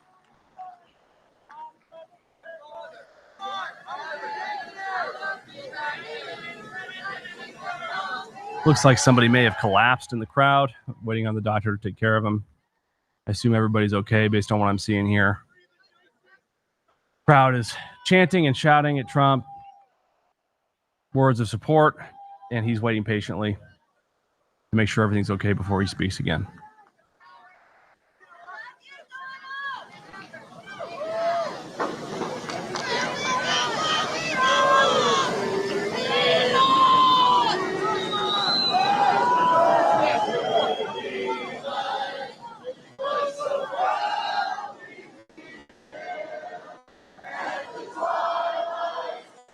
Now the crowd is singing the national anthem.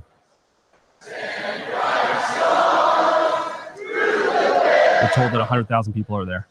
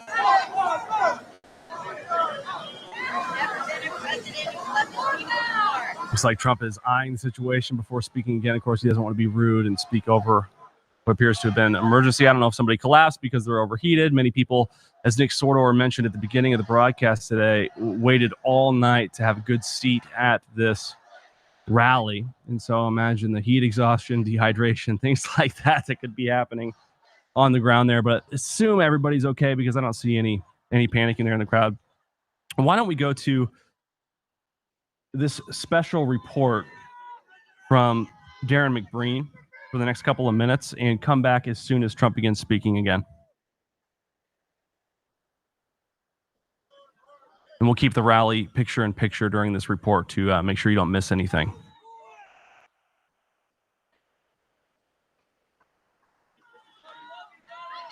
And it's only going to get worse until people wake up. And you will wake up one way or another. You may wake up when the drones are flying down the street and the big trash trucks, robot-driven, are pulling up and getting the dead bodies, and your wife and kids are dead, and for some reason you're immune to the new virus, and you're sitting there with the electricity off and no food, and half the city's dead. And just know that often luxurious places, people like Zuckerberg will be in their bunkers while we're all dying. But our people are everywhere, and they're watching the enemy.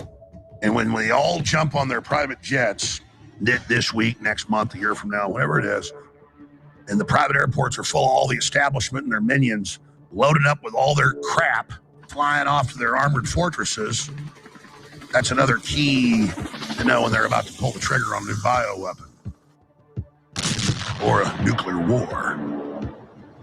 But after the dust settles, we know where to get the medicine and food we need as survivors, don't we? And that's what matters at the end, is we will get these people. I may not be around for it. A lot of you won't be around for it. But don't get on the bus when they tell you they're relocating you for your safety when all the food and energy's off.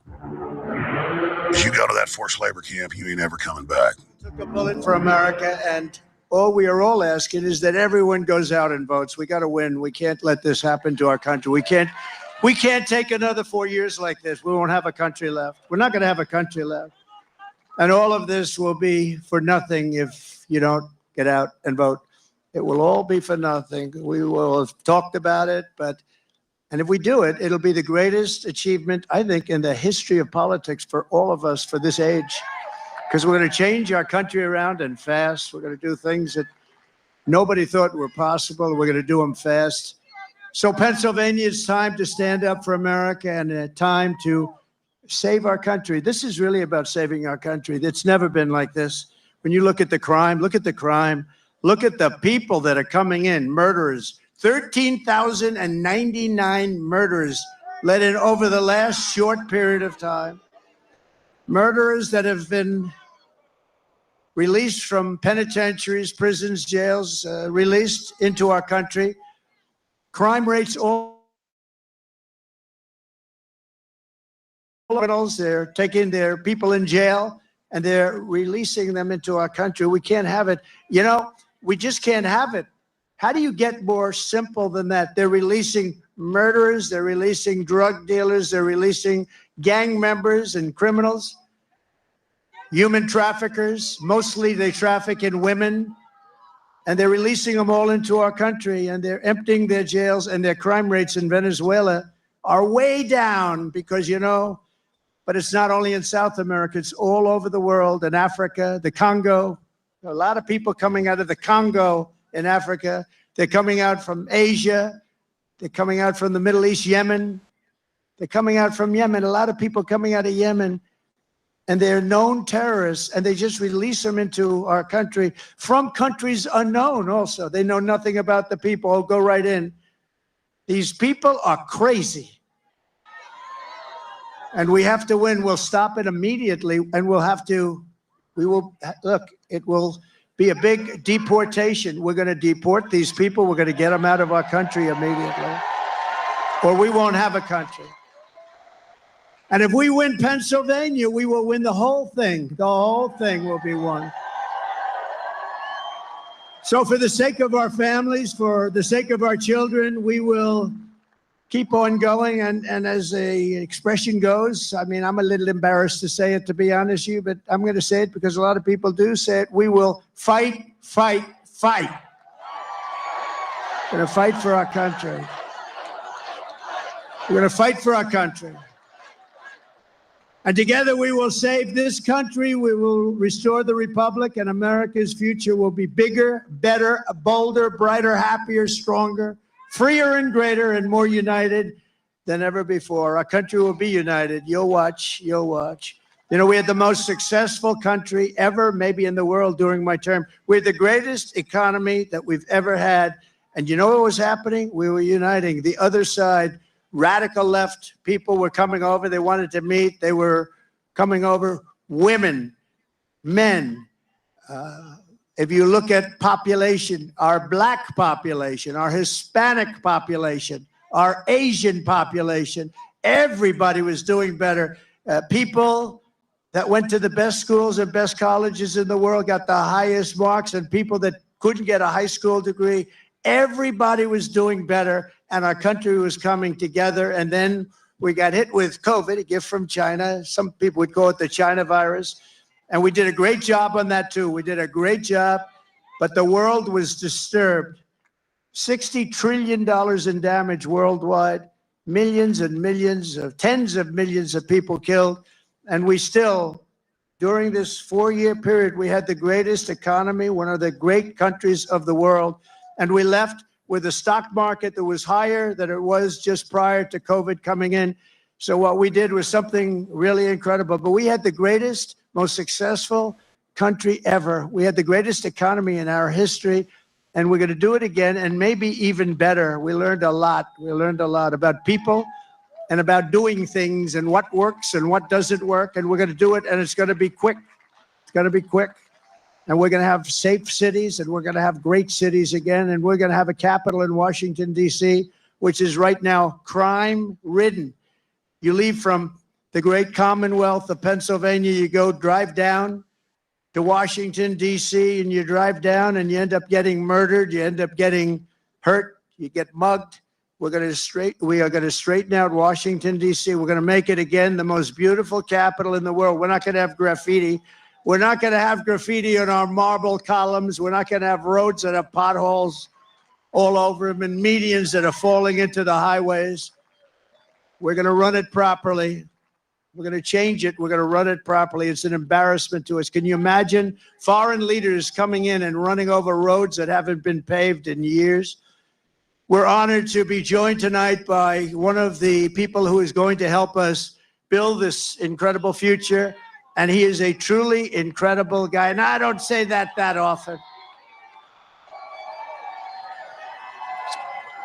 He's a great gentleman. He's done such an unbelievable job for North Carolina, for Georgia, for Alabama, for Florida, for Tennessee. His name is Elon Musk. He saved free speech. He created so many different great things. Where is he? Come on up here, Elon. He created the first major American car company in generations, and his rocket company is the only reason we can now send American astronauts into space. Come here. Take over, Elon. Yes, take over.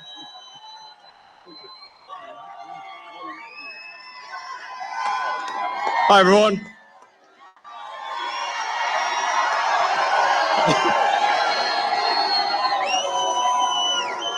As you can see, I'm not just MAGA, I'm dark MAGA. Well, first of all, I want to say what an honor it is to be here. And, you know, the true test of someone's character is how they behave under fire. And we had one president who couldn't climb a flight of stairs, and another who was fist pumping after getting shot. Fight, fight, fight. Blood coming down the face. Now, America is the home of the brave. And there's no truer test than courage under fire. So who do you want representing America? Yeah, absolutely. And I think this election, I think it's the most important election of our lifetime. This is no ordinary election. The other side wants to take away your freedom of speech. They want to take away your right to bear arms. They want to. They want to take away your right to vote effectively. You got 14 states now that don't require voter ID. California, where I used to live, is just passed a law banning voter ID for voting. I still can't believe that's real. So how are you supposed to have a proper election if there's no ID? It's just meaningless. And free speech is the bedrock of democracy. And if people don't know what's going on, if they don't know the truth, how can you make an informed vote? You must have free speech in order to have democracy. That's why it's the First Amendment. And the Second Amendment is there to ensure that we have the First Amendment.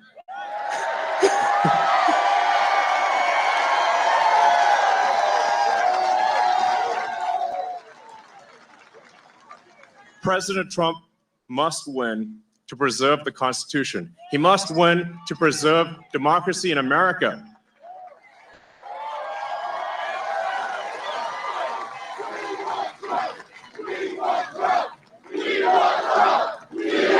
Yes.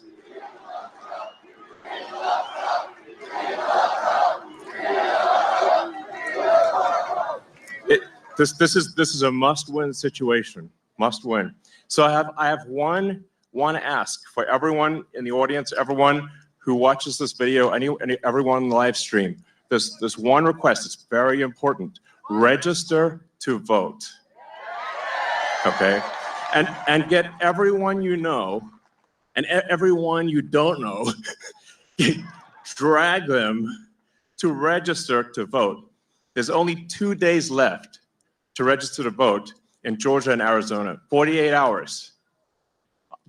Like, text people now, now. And then make sure they actually do vote. If they don't, this will be the last election. That's my prediction. Nothing's more important. Nothing's more important. So get everyone you know. Everyone. So I'm speaking to people out there. Everyone in the crowd, I think, is already convinced. But for people out there that are watching the video, watching the live stream, you need to get everyone you know, at work, your friends, family, text groups, your social media, everything. Get them to register to vote right now. Only 2 days left for Georgia and Arizona. Only a couple weeks left in Pennsylvania. And if they're not registered to vote, it doesn't matter at that point. Register to vote. I'm being repetitive for a reason, okay?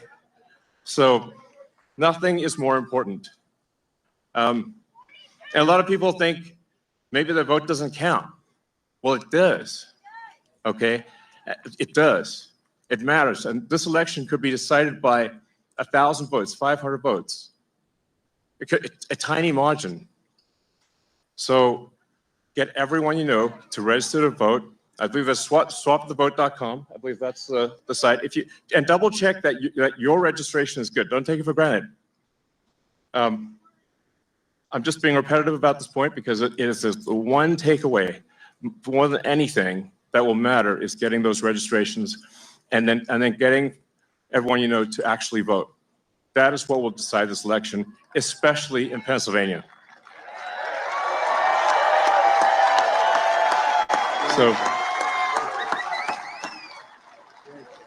So thank you, and honestly, you want to just be a pest, just be a pest to everyone you know, people on the street, everywhere. Vote, vote, vote. Fight, fight, fight. Vote, vote, vote. Thank you.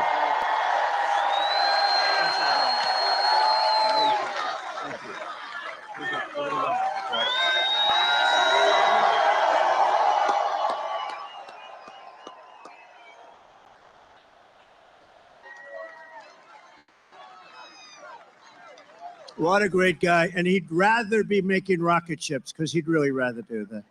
Nobody better. I think he's got 90% of the rockets that go up. But Elon, thank you very much. Incredible, incredible. What he says is true. What he says is true. You know, we're all having fun here tonight, but if we don't register and if we don't vote, we're just going to look upon this as another sort of nice day in our life, but it won't even be a nice day. We're going to look back and we're going to say, wow, it's a lot of time, a lot of effort. We got to win. If we don't win, it's, as he said, it's just not important. We have to save our country, so you have to get out and vote.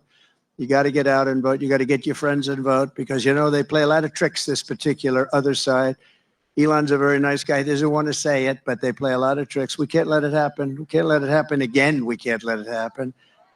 And one thing, they showed us how bad they are. They showed us how bad a job they do. So that's one thing we got from this 4 years. They've done the worst job. It's the worst president in the history of our country. It's the worst vice president in the history of our country. And if you watched over the last couple of days, they are doing, this is a Katrina for them. This is one of the worst. They say it's the worst job ever done on helping people through the ravages of a hurricane. And they're watching, she's out there campaigning in San Francisco, a place that she ruined. Okay, she ruined San Francisco.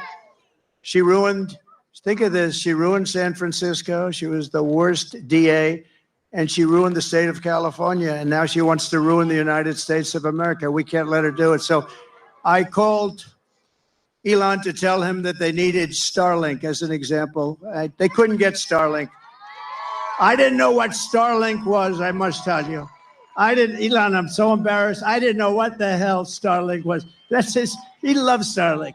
He can tell you every little screw that's needed, every wire. Me, I didn't know. But when I was in North Carolina and Georgia just the other day, yesterday to be exact, but they were saying we have tremendous communications, especially in North Carolina, and we have tremendous problems. We have no communication. The poles were ripped down, the wires were underwater, houses were destroyed, possibly 1,000 people, maybe more will be, there's 600 people missing. Missing is not good, because you know what missing means generally. That's really bad.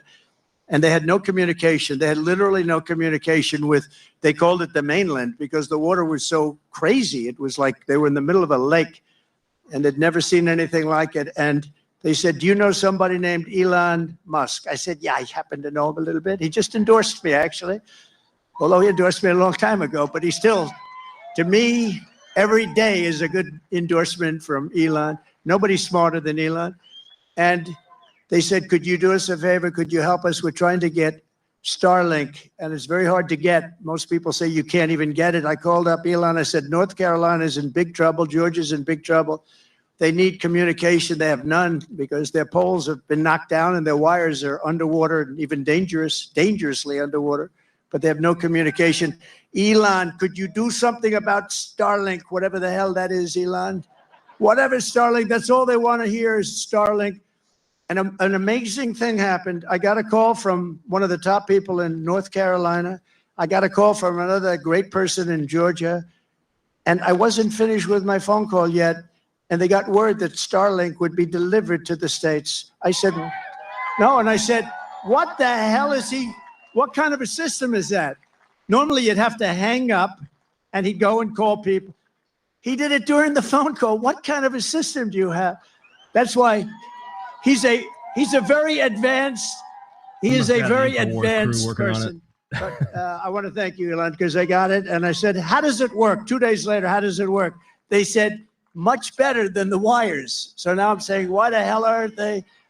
You're going to come out very well anyway. And he also said, you don't have to pay me. You pay me someday when you get the money back. You don't have to pay me. He wanted nothing. He's a great guy. Thank you, Elon, for being here. Thank you very much.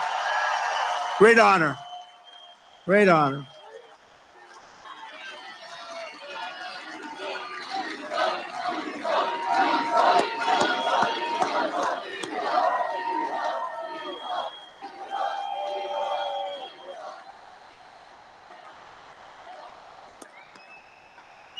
Thank you, Elon. And that's heartfelt. I can't even see the end. That's a lot of people here today. We're also joined by a great gentleman, a top, brilliant student. He went to a tremendous college and he graduated right at the top of his class. In 2 years, I didn't know you could do that. It's 4-year college. Then he went to the military. Then he came out and he did fantastically inside the military. Then he came out, he went to Yale without the benefit of family ties. You know what that means, right? Without the benefit. That's pretty good without family ties. I don't know too many of those people. They had no family ties. He got in. He can't get in. And he graduated along with his wife. They're not going to have any problems with your kids academically, I can tell you. His wife and him were like the top students in the class. But he went to Yale Law School, and then he went out into the private sector, did great. Then he ran for the Senate, and he did fantastically. He won. And he's like a rocket ship. He's like one of Elon's rocket ships, the way his career is going. But you see why, because he's a really brilliant guy. And you saw that the other night in the debate, right? You saw that the other night in the debate. You know the expression they have? If that were a fight, they would have stopped it, right? So I just want to thank JD. I was always confident in that pick. And we had great people too, JD. We have every one of those guys were great. Every one of them would have done a great job. It was amazing. But we appreciate the job you're doing. And he's also very energetic. And he'll go on anywhere. He'll go on MSDNC. I say, oh, he's on that.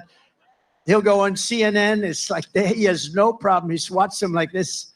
He has no problem. No, it's true. You know, other people say, sir, I'd rather not do that one. I'd rather not do that one, sir. I'd rather not do them because they are, very, with him, he doesn't care. He says, they're not going to outsmart me. So I want to thank JD. You've done a great job. Thank you very much. Amazing. Great.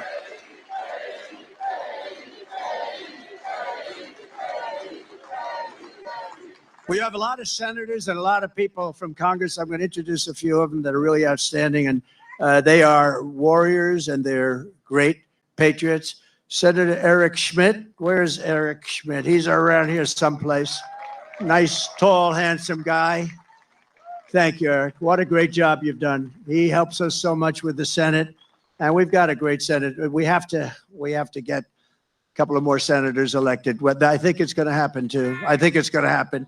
We have members of Congress here. Dan Muser. Dan, where's Dan? Great job. Real warrior. These are warriors. Guy Reschenthaler. That's the hardest name in the Senate to pronounce, but I've learned how to pronounce it. Guy, thank you very much. Great. Where's Guy? Guy, thank you very much, Guy. Glenn G.T. Thompson. Fantastic guy. Thanks, Glenn. Great job. John Joyce. Thank you, John. Great. Corey Mills. He's out there fighting, too. He's out there. He is out there in North Carolina, Georgia. He's out there helping people. Mike Waltz, who's a tremendous national security asset. Thank you, Mike. Thank you, Mike. Okay, and a man who was my doctor. I got to know him as a doctor in the White House, right? And then before that, he was actually an admiral, and then he went to the White House. He was a great admiral. He was a great doctor. And I love him for one reason. They asked him in the White House, the press, the fake news media said, who is the most? He was the doctor for Obama, Bush, and Trump. That's pretty good, right? White House doctor for the three of us. He said, the press, who is the healthiest of the three? He said, definitely it's Donald Trump. There's not even a contest. And I love that guy. When he said that, JD, when he said that, I said, I like this guy. So then he said, sir, he was leaving the White House. He said, I'd love to run for Congress. And he ran against 28 people. They were all running for the Republican primary because whoever won that primary is going to win. I think it's a Trump plus 48. Whoever wins gets 48 point start. And not only did he win, he won easily. And now he's one of the most popular people in Congress and one of the most talented, maybe more importantly. Ronnie Jackson. Ronnie. Where's Ronnie? Where is he? Oh, good. Thank you, Ronnie. And you got a lot of talent surrounding you there.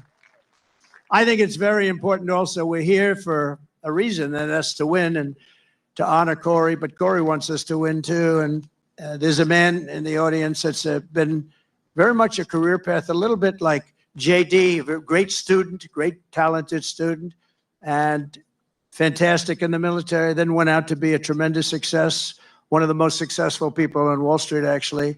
And he's tough and he's smart, and he's going to make sure you always have fracking in Pennsylvania.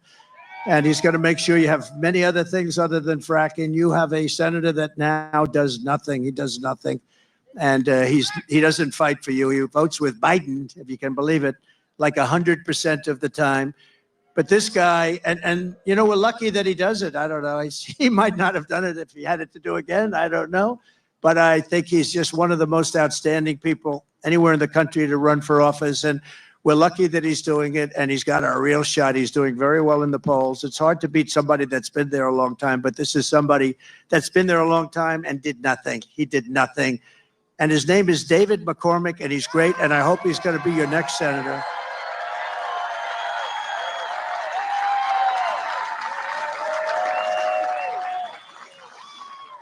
And I see somebody else I didn't know he was here. Mike Kelly. I see Mike Kelly. Stand up. Oh, boy, am I lucky. Am I lucky I spotted him? If I didn't spot you, I was in big trouble, right? This is a man who's beloved in this state, and he's fantastic. So thank you, Mike. Thank you. We also have some terrific people from law enforcement. Butler County Sheriff Mike Sloop. Thank you, Mike. Great job. Thank you. Thank you, Mike. Thank you for your help, too. I could tell you. Thank you for your help. I can say that. Thank you very much. Butler County Commissioner Leslie Oshie. Leslie, thank you. Thank you, Leslie. Great job. RNC Chairman Michael Watley. This guy is doing a great job. He's doing great. Came from North Carolina. We won North Carolina.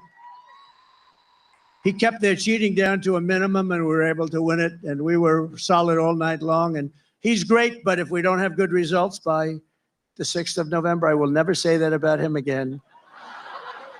No, he's a great guy. He's working very hard. 24 hours a day he's working. I know that. And he's working mostly on Stop the Steal, because we have a lot of votes. We have plenty of votes. Stop the steal. That's why you've got to get out. You've got to get out and vote. We're going to win this thing.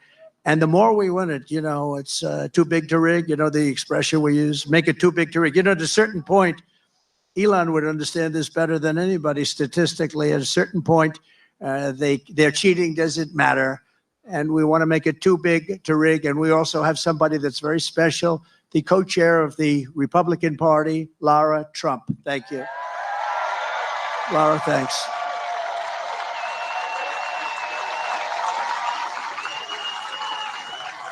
And, oftentimes with families, they say, oh, why did you put that one in or this one in, and all the different people. So many people have problems with that.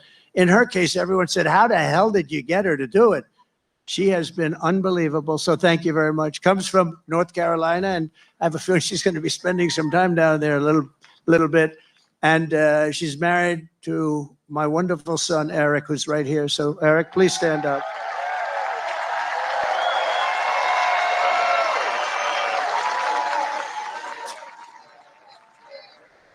He's a great guy. Eric has a distinction. He has gotten more subpoenas than any man in the history of our country by about 10 times. Every day Congress would meet, they'd send him a subpoena. What is it about? They have no idea. But I think he's got the all-time record, and he's handled it all beautifully. Thank you very much. Thank you very much. A friend of mine, a great, great businessman, one of the most respected people, and he made a big, big contribution yesterday to Georgia and a big contribution to North Carolina. Steve Witkoff is here. Hi, Steve. Thanks. And another man who's one of the greatest businessmen in the country, he actually said that if Trump doesn't win, this country is going to go into a massive depression. Well, I don't know about that, but he has been a very good predictor, I will say that. And truly one of the greats, one of the great pickers, picker meaning stocks. He knows what he's doing, and highly respected by everybody. John Paulson. Thank you, John. Great. Great guy. Now, we have so many others, and I won't do it because we have to really get out of here before it gets too cold for people. But I love it much better because there's one teleprompter. Not that I use the teleprompters too much. Isn't it nice to have a president that doesn't need a teleprompter?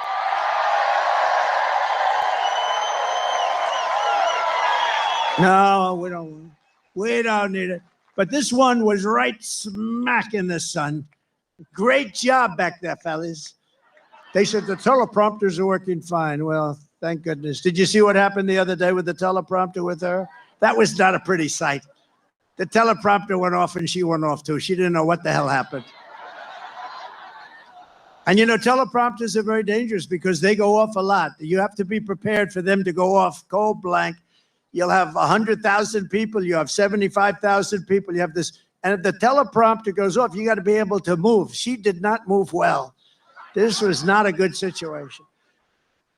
But 3 more heroes from July 13th who rendered first aid to Corey incredibly. Dr. Jim Sweetland.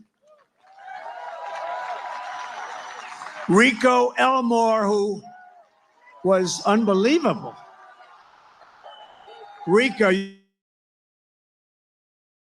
you were unbelievable.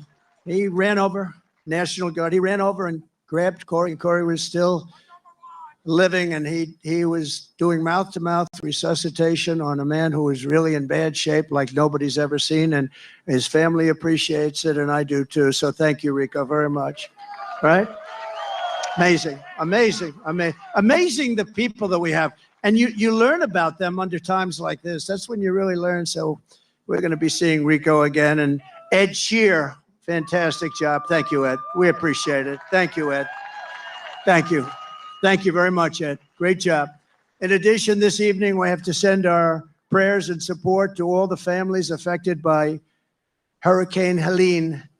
This has been the worst hurricane response by a president and vice president since Katrina, and this is simply not acceptable. Those people, I was there yesterday with North Carolina and Georgia, and I'll tell you, and by the way, the governor of Georgia is doing an excellent job, but we have other people that aren't doing a good job, and we have to have them do a good job.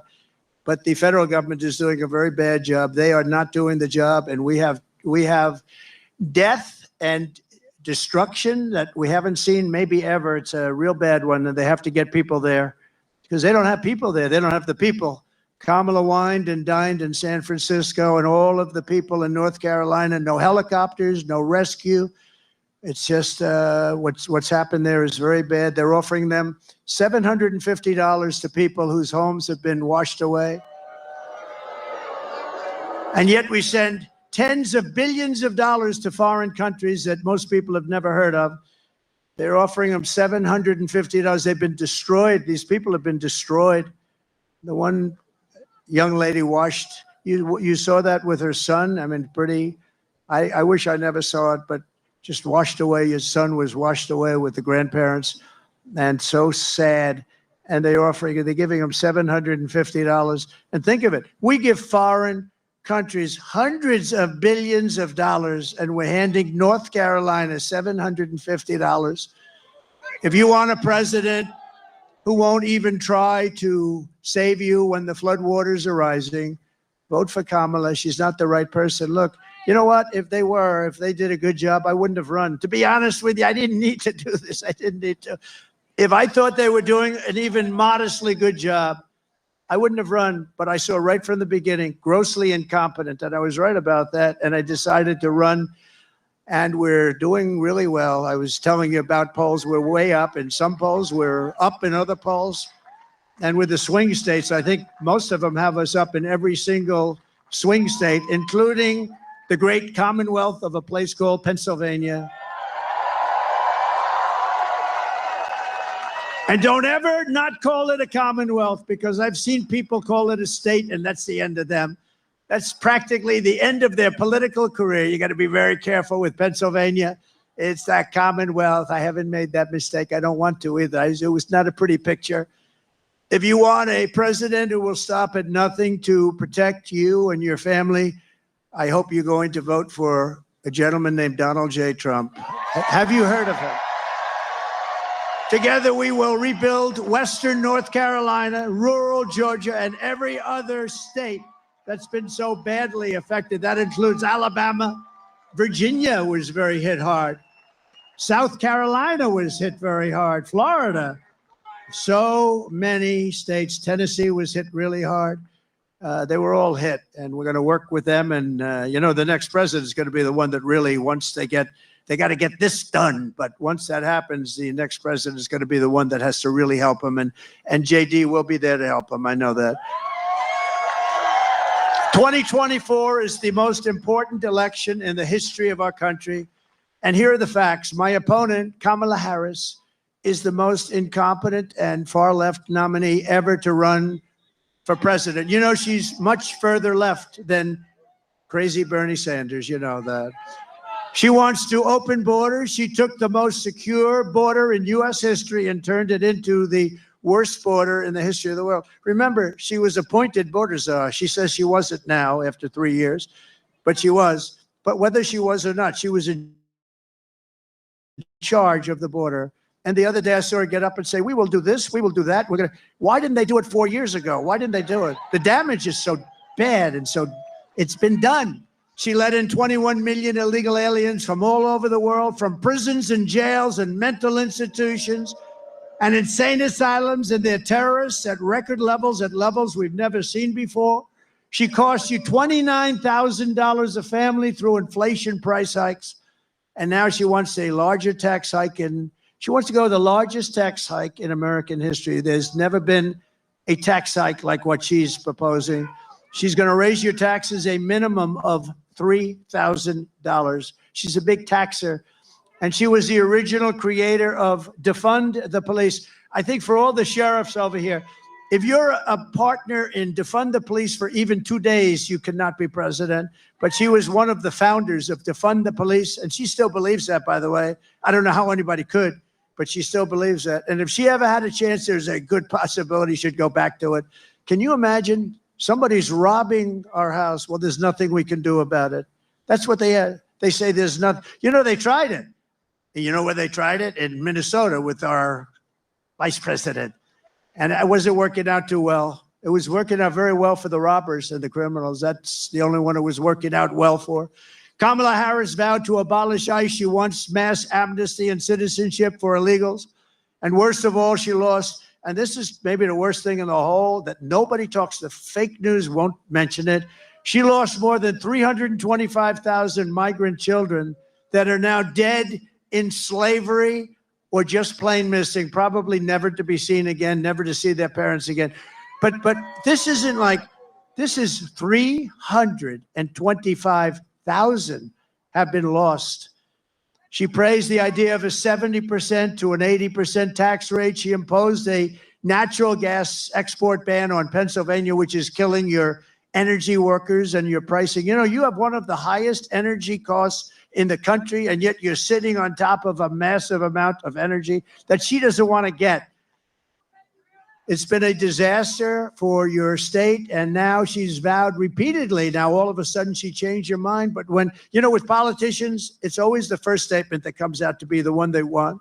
So she spent 14 years knocking fracking. We're never going to have fracking. We're not going to frack. All of a sudden, a little while ago, she came out, I love fracking very much. No, she'll go back to it. And she even endorsed free sex changes for illegal aliens in detention at taxpayer expense. I don't think Elon likes that idea. These are not ideas that Elon Musk likes too much. And it was just announced yesterday in California, and she took this one from me. I'm so upset. But think of it, that the far less than average governor, Gavin Newsom, has banned any and all ID requirements from voting and registering to vote. You're not even allowed to mention the fact, Elon, you're not allowed to mention the fact. You can't say, may I see your ID? If you do, it's a criminal act. This is a takeover of the country. You're not allowed to ask for an ID. If you do, it's a criminal count. Other Democrat states are following. This is only so they can cheat. There's only one thing that you do this for, so that you can cheat on elections. There's no other conceivable reason. Kamala Harris is a radical left Marxist. She is a woman that's not respected in Congress. She was laughed at Congress. Nobody thought she could win. You know, they did a coup. Whether you like him or not, I'm not a particularly big fan, but we had a debate, and debate ended, and all of a sudden they come to him and they say, we want you out. You're not going to win the election. And he said, I don't want to get out. He got 14 million votes. If you believe in democracy or a system, he got 14 million votes, and she got none. She was the first one out, 22 candidates, and she never made it to Iowa. She quit before Iowa, and now she's running, and that's okay. But, you know, we spent $150 million beating Biden, and as soon as he was down and out for the count, they said, let's take him out. We'll give somebody else to run. Never happened before. We do a lot of firsts, I will tell you. We do a lot of firsts. But she's a person that rated even worse in every statistic than any other senator. She was rated at the bottom of the U.S. Senate. She's destroyed everything she touched. But the good news is that we have a plan to fix it. We're going to fix it. We're going to fix it fast. Nobody is going to stand for open borders. Nobody is going to stand for a bad military. Nobody is going to stand for education that's not proper. We're moving education back to the states. You're going to be running your own education. So we have, you know, in education, so important is what's more important than education, but we rank at the bottom of every list. They rank 40 major countries. We're at the bottom. But we're top of the list as the cost per pupil. We spend more per pupil, per student, than any other country anywhere in the world. So we're number one in that, and we're number 38, 39, or 40 every single time. And you have Denmark, you have Sweden, you have Norway, you have China. It's always a top 5. Can you believe it? China's a top 5. That's amazing. But we're going to move our education back to the states. So places like Indiana and Iowa and Idaho and states that you don't even hear too much of because they're so good and so well run, they're going to run their own education. And you know what's going to come out of that? A Denmark, a Norway, a Sweden, maybe, I don't even know, China. Can you imagine China with 1.4 billion people is a top 5? And we're close to 40. We are 40 sometimes. Starting on day 1, I will seal the border and stop the migrant invasion into our country. We will begin the largest deportation operation in the history of the United States. Dwight Eisenhower right now has that record.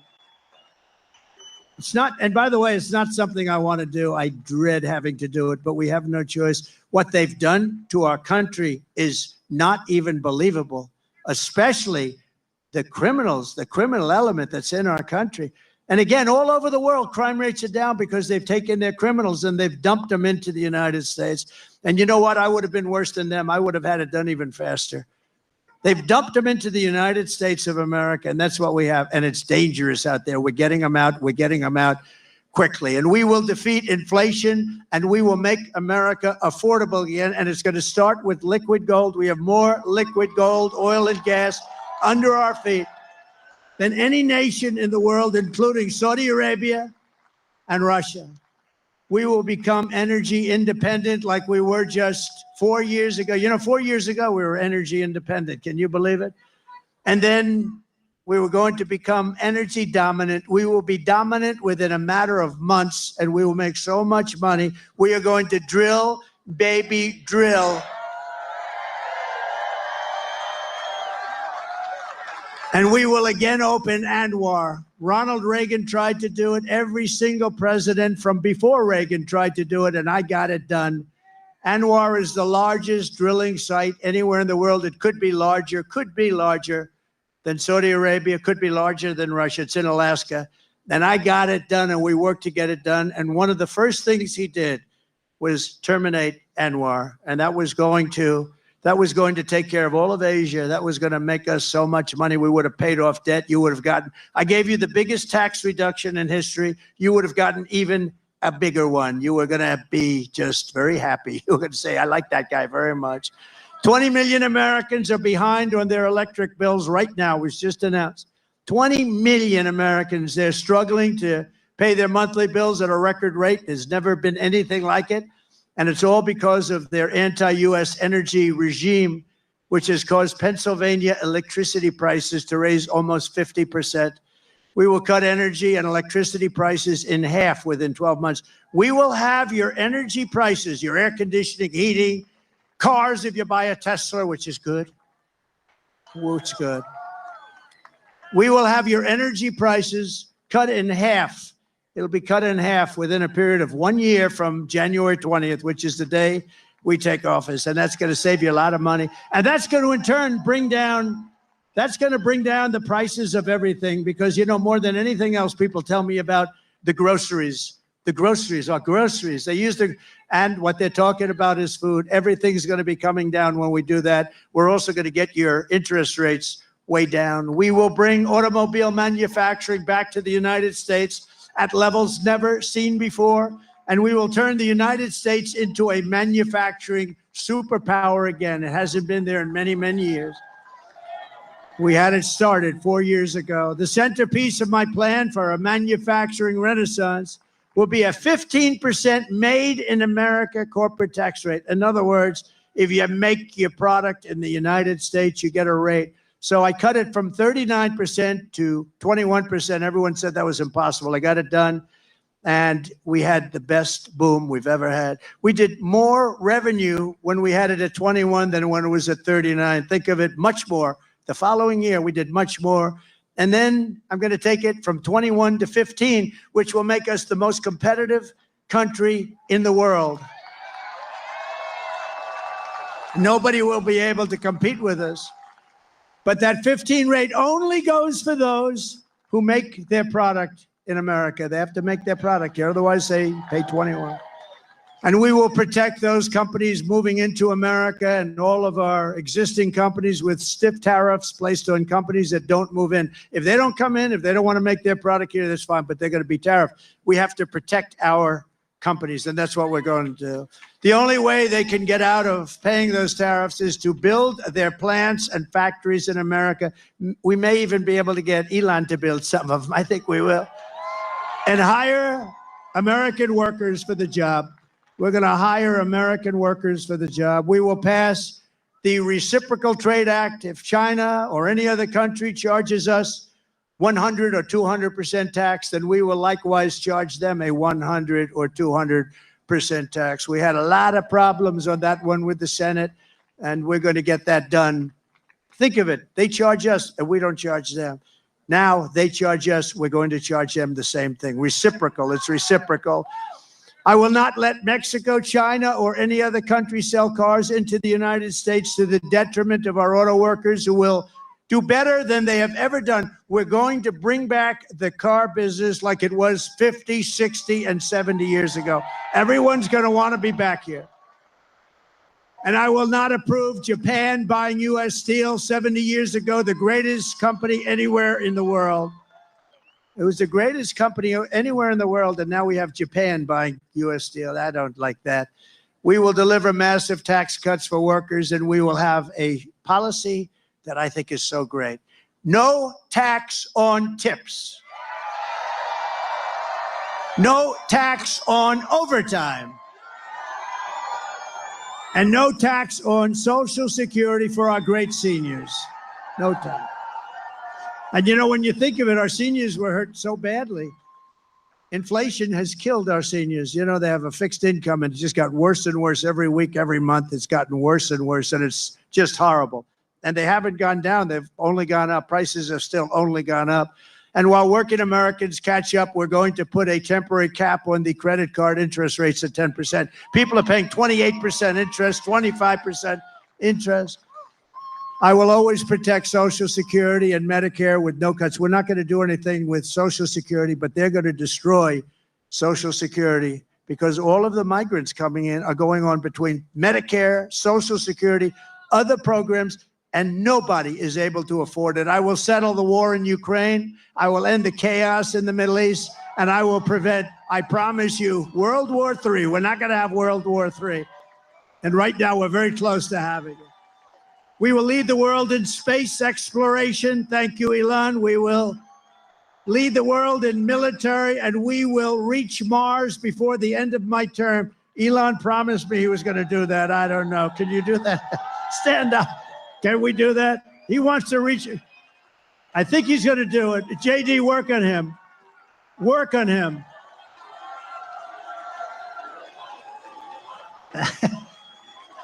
Work on him. JD is working on Elon. Now, he told me that we're going to win, and he's going to reach Mars by the end of our term, which is a big thing. Before China, before anybody, right? And my money's on that guy right there. We will rebuild our cities, including Washington, D.C., making them safe, clean, and beautiful again. And we will keep the U.S. dollar as the world's reserve currency. It's losing right now. It's losing right now, but I'll be able to do it. Other people won't. I'll tell these countries as they leave us I say, you want to do business in the United States? You're going back into the reserve currency. And if you don't, we're going to charge you a big, fat, beautiful tax to do business in the United States. And they're going to say, I would love very much to go back into the U.S. reserve currency. No, we're going to save it. But these people aren't going to save it. They don't know how to talk. They don't know how to think. Together, we will deliver low taxes, low regulations, low energy costs, low interest rates, and low inflation so that everyone can afford groceries, a beautiful car, and a home. Very basic. It's very basic. We will stop the invasion, end migrant crime, strengthen our military, build a missile defense shield around our country, keep critical race theory and transgender insanity. We're going to keep it the hell out of our school. We're going to keep that insanity out of our school. And as I said, we will keep men out of women's sports. So demeaning to women. You saw that in the Olympics. They have female boxing, women's boxing, and a young lady from Italy, very good boxer, very, very good. She was all excited, but she played a person who transitioned. A male transitioned to a female. And the young girl from Italy, beautiful young woman. I'm not allowed to say that anymore politically, but I'll say it. She was a beautiful young woman. If you say that, that's the end of your career, right? But it's not. If it is, so be it, okay? We've got to get back to real life. But this beautiful young lady is out, and she gets little jab, left jab. And she goes back, oh my God, I've never been hit like that. This is just like a defensive. Then he goes, the corner say, you can take her. You can. So they push her out. Boom, another one. And she says, that's enough. I can't do it. I can't take it. I've never seen anything like. So we had two people that transitioned. Both people, shockingly, won the gold medal in their division. So it's crazy. And if you look at weightlifting contests, they're the best of all. For years and years and years, they put an eighth of a pound on one side of the barbell, an eighth of a pound on the other, and they can't do it. And the record standing for 18 years, they just can't do it. And then a guy comes along who never lifted before, and he puts 100 pounds on, and he goes like this, like it's nothing. It's so demeaning to women. We're not going to allow it to happen. It's ending. No men playing in women's sport. And we will defend the Second Amendment, protect religious liberty, restore free speech, and we will secure our elections. Everyone will prosper, every family will thrive, and every day will be filled with opportunity and hope. We need hope. We need the American dream back, don't we? We're going to have the American dream. We're going to have the American dream, so every kid in your family is going to grow up and say, I want to be like Elon Musk. I want to have 200 billion in cash. I'm going to be like Elon Musk. That's the American dream. But for that to happen, we must defeat Kamala Harris, and we must stop her country-destroying radical left agenda once and for all. We cannot have it happen. So you must get out and you must vote. Here in this incredible Commonwealth, we stand on the shoulders of generations of Pennsylvania patriots who gave everything they could give, every single thing for their rights and for their freedom. Pennsylvania is where our founding fathers declared American independence and sounded the beautiful Liberty Bell. It's where the Army weathered its brutal winter at Valley Forge, where General George Washington led his men on a daring mission across the Delaware, and where generations of tough, strong, beautiful miners and steelworkers put Pennsylvania's spirit into every single thing they did. And from Gettysburg to Germantown and Philadelphia to Barron Hill, and from Brandywine to right here in Butler, this is the place where Pennsylvania patriots poured out their blood with the love of their country. They love their country so much. And so in honor of all those American heroes who came before us, we will press forward. We will push onward, and together we will win, win, win. We're going to win, win, win. Nothing will sway us. Nothing will slow us. And no one will ever stop us, no matter what dangers come our way, no matter what obstacles we must face. We will keep striving toward our magnificent American future. We will not fail. We will not allow ourselves to fail. From this day forward, we will always put America first, and we will take back and save the United States. November 5th, Election Day, will be the most important day in the history of our country. And together with the great people of Pennsylvania, we will make America powerful again. We will make America wealthy again. We will make America healthy again.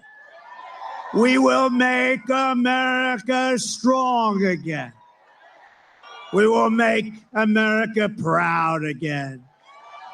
We will make America safe again. And we will make America great again. Thank you, Pennsylvania. God bless you. God bless you, Pennsylvania. There you have it, ladies and gentlemen, a historic appearance of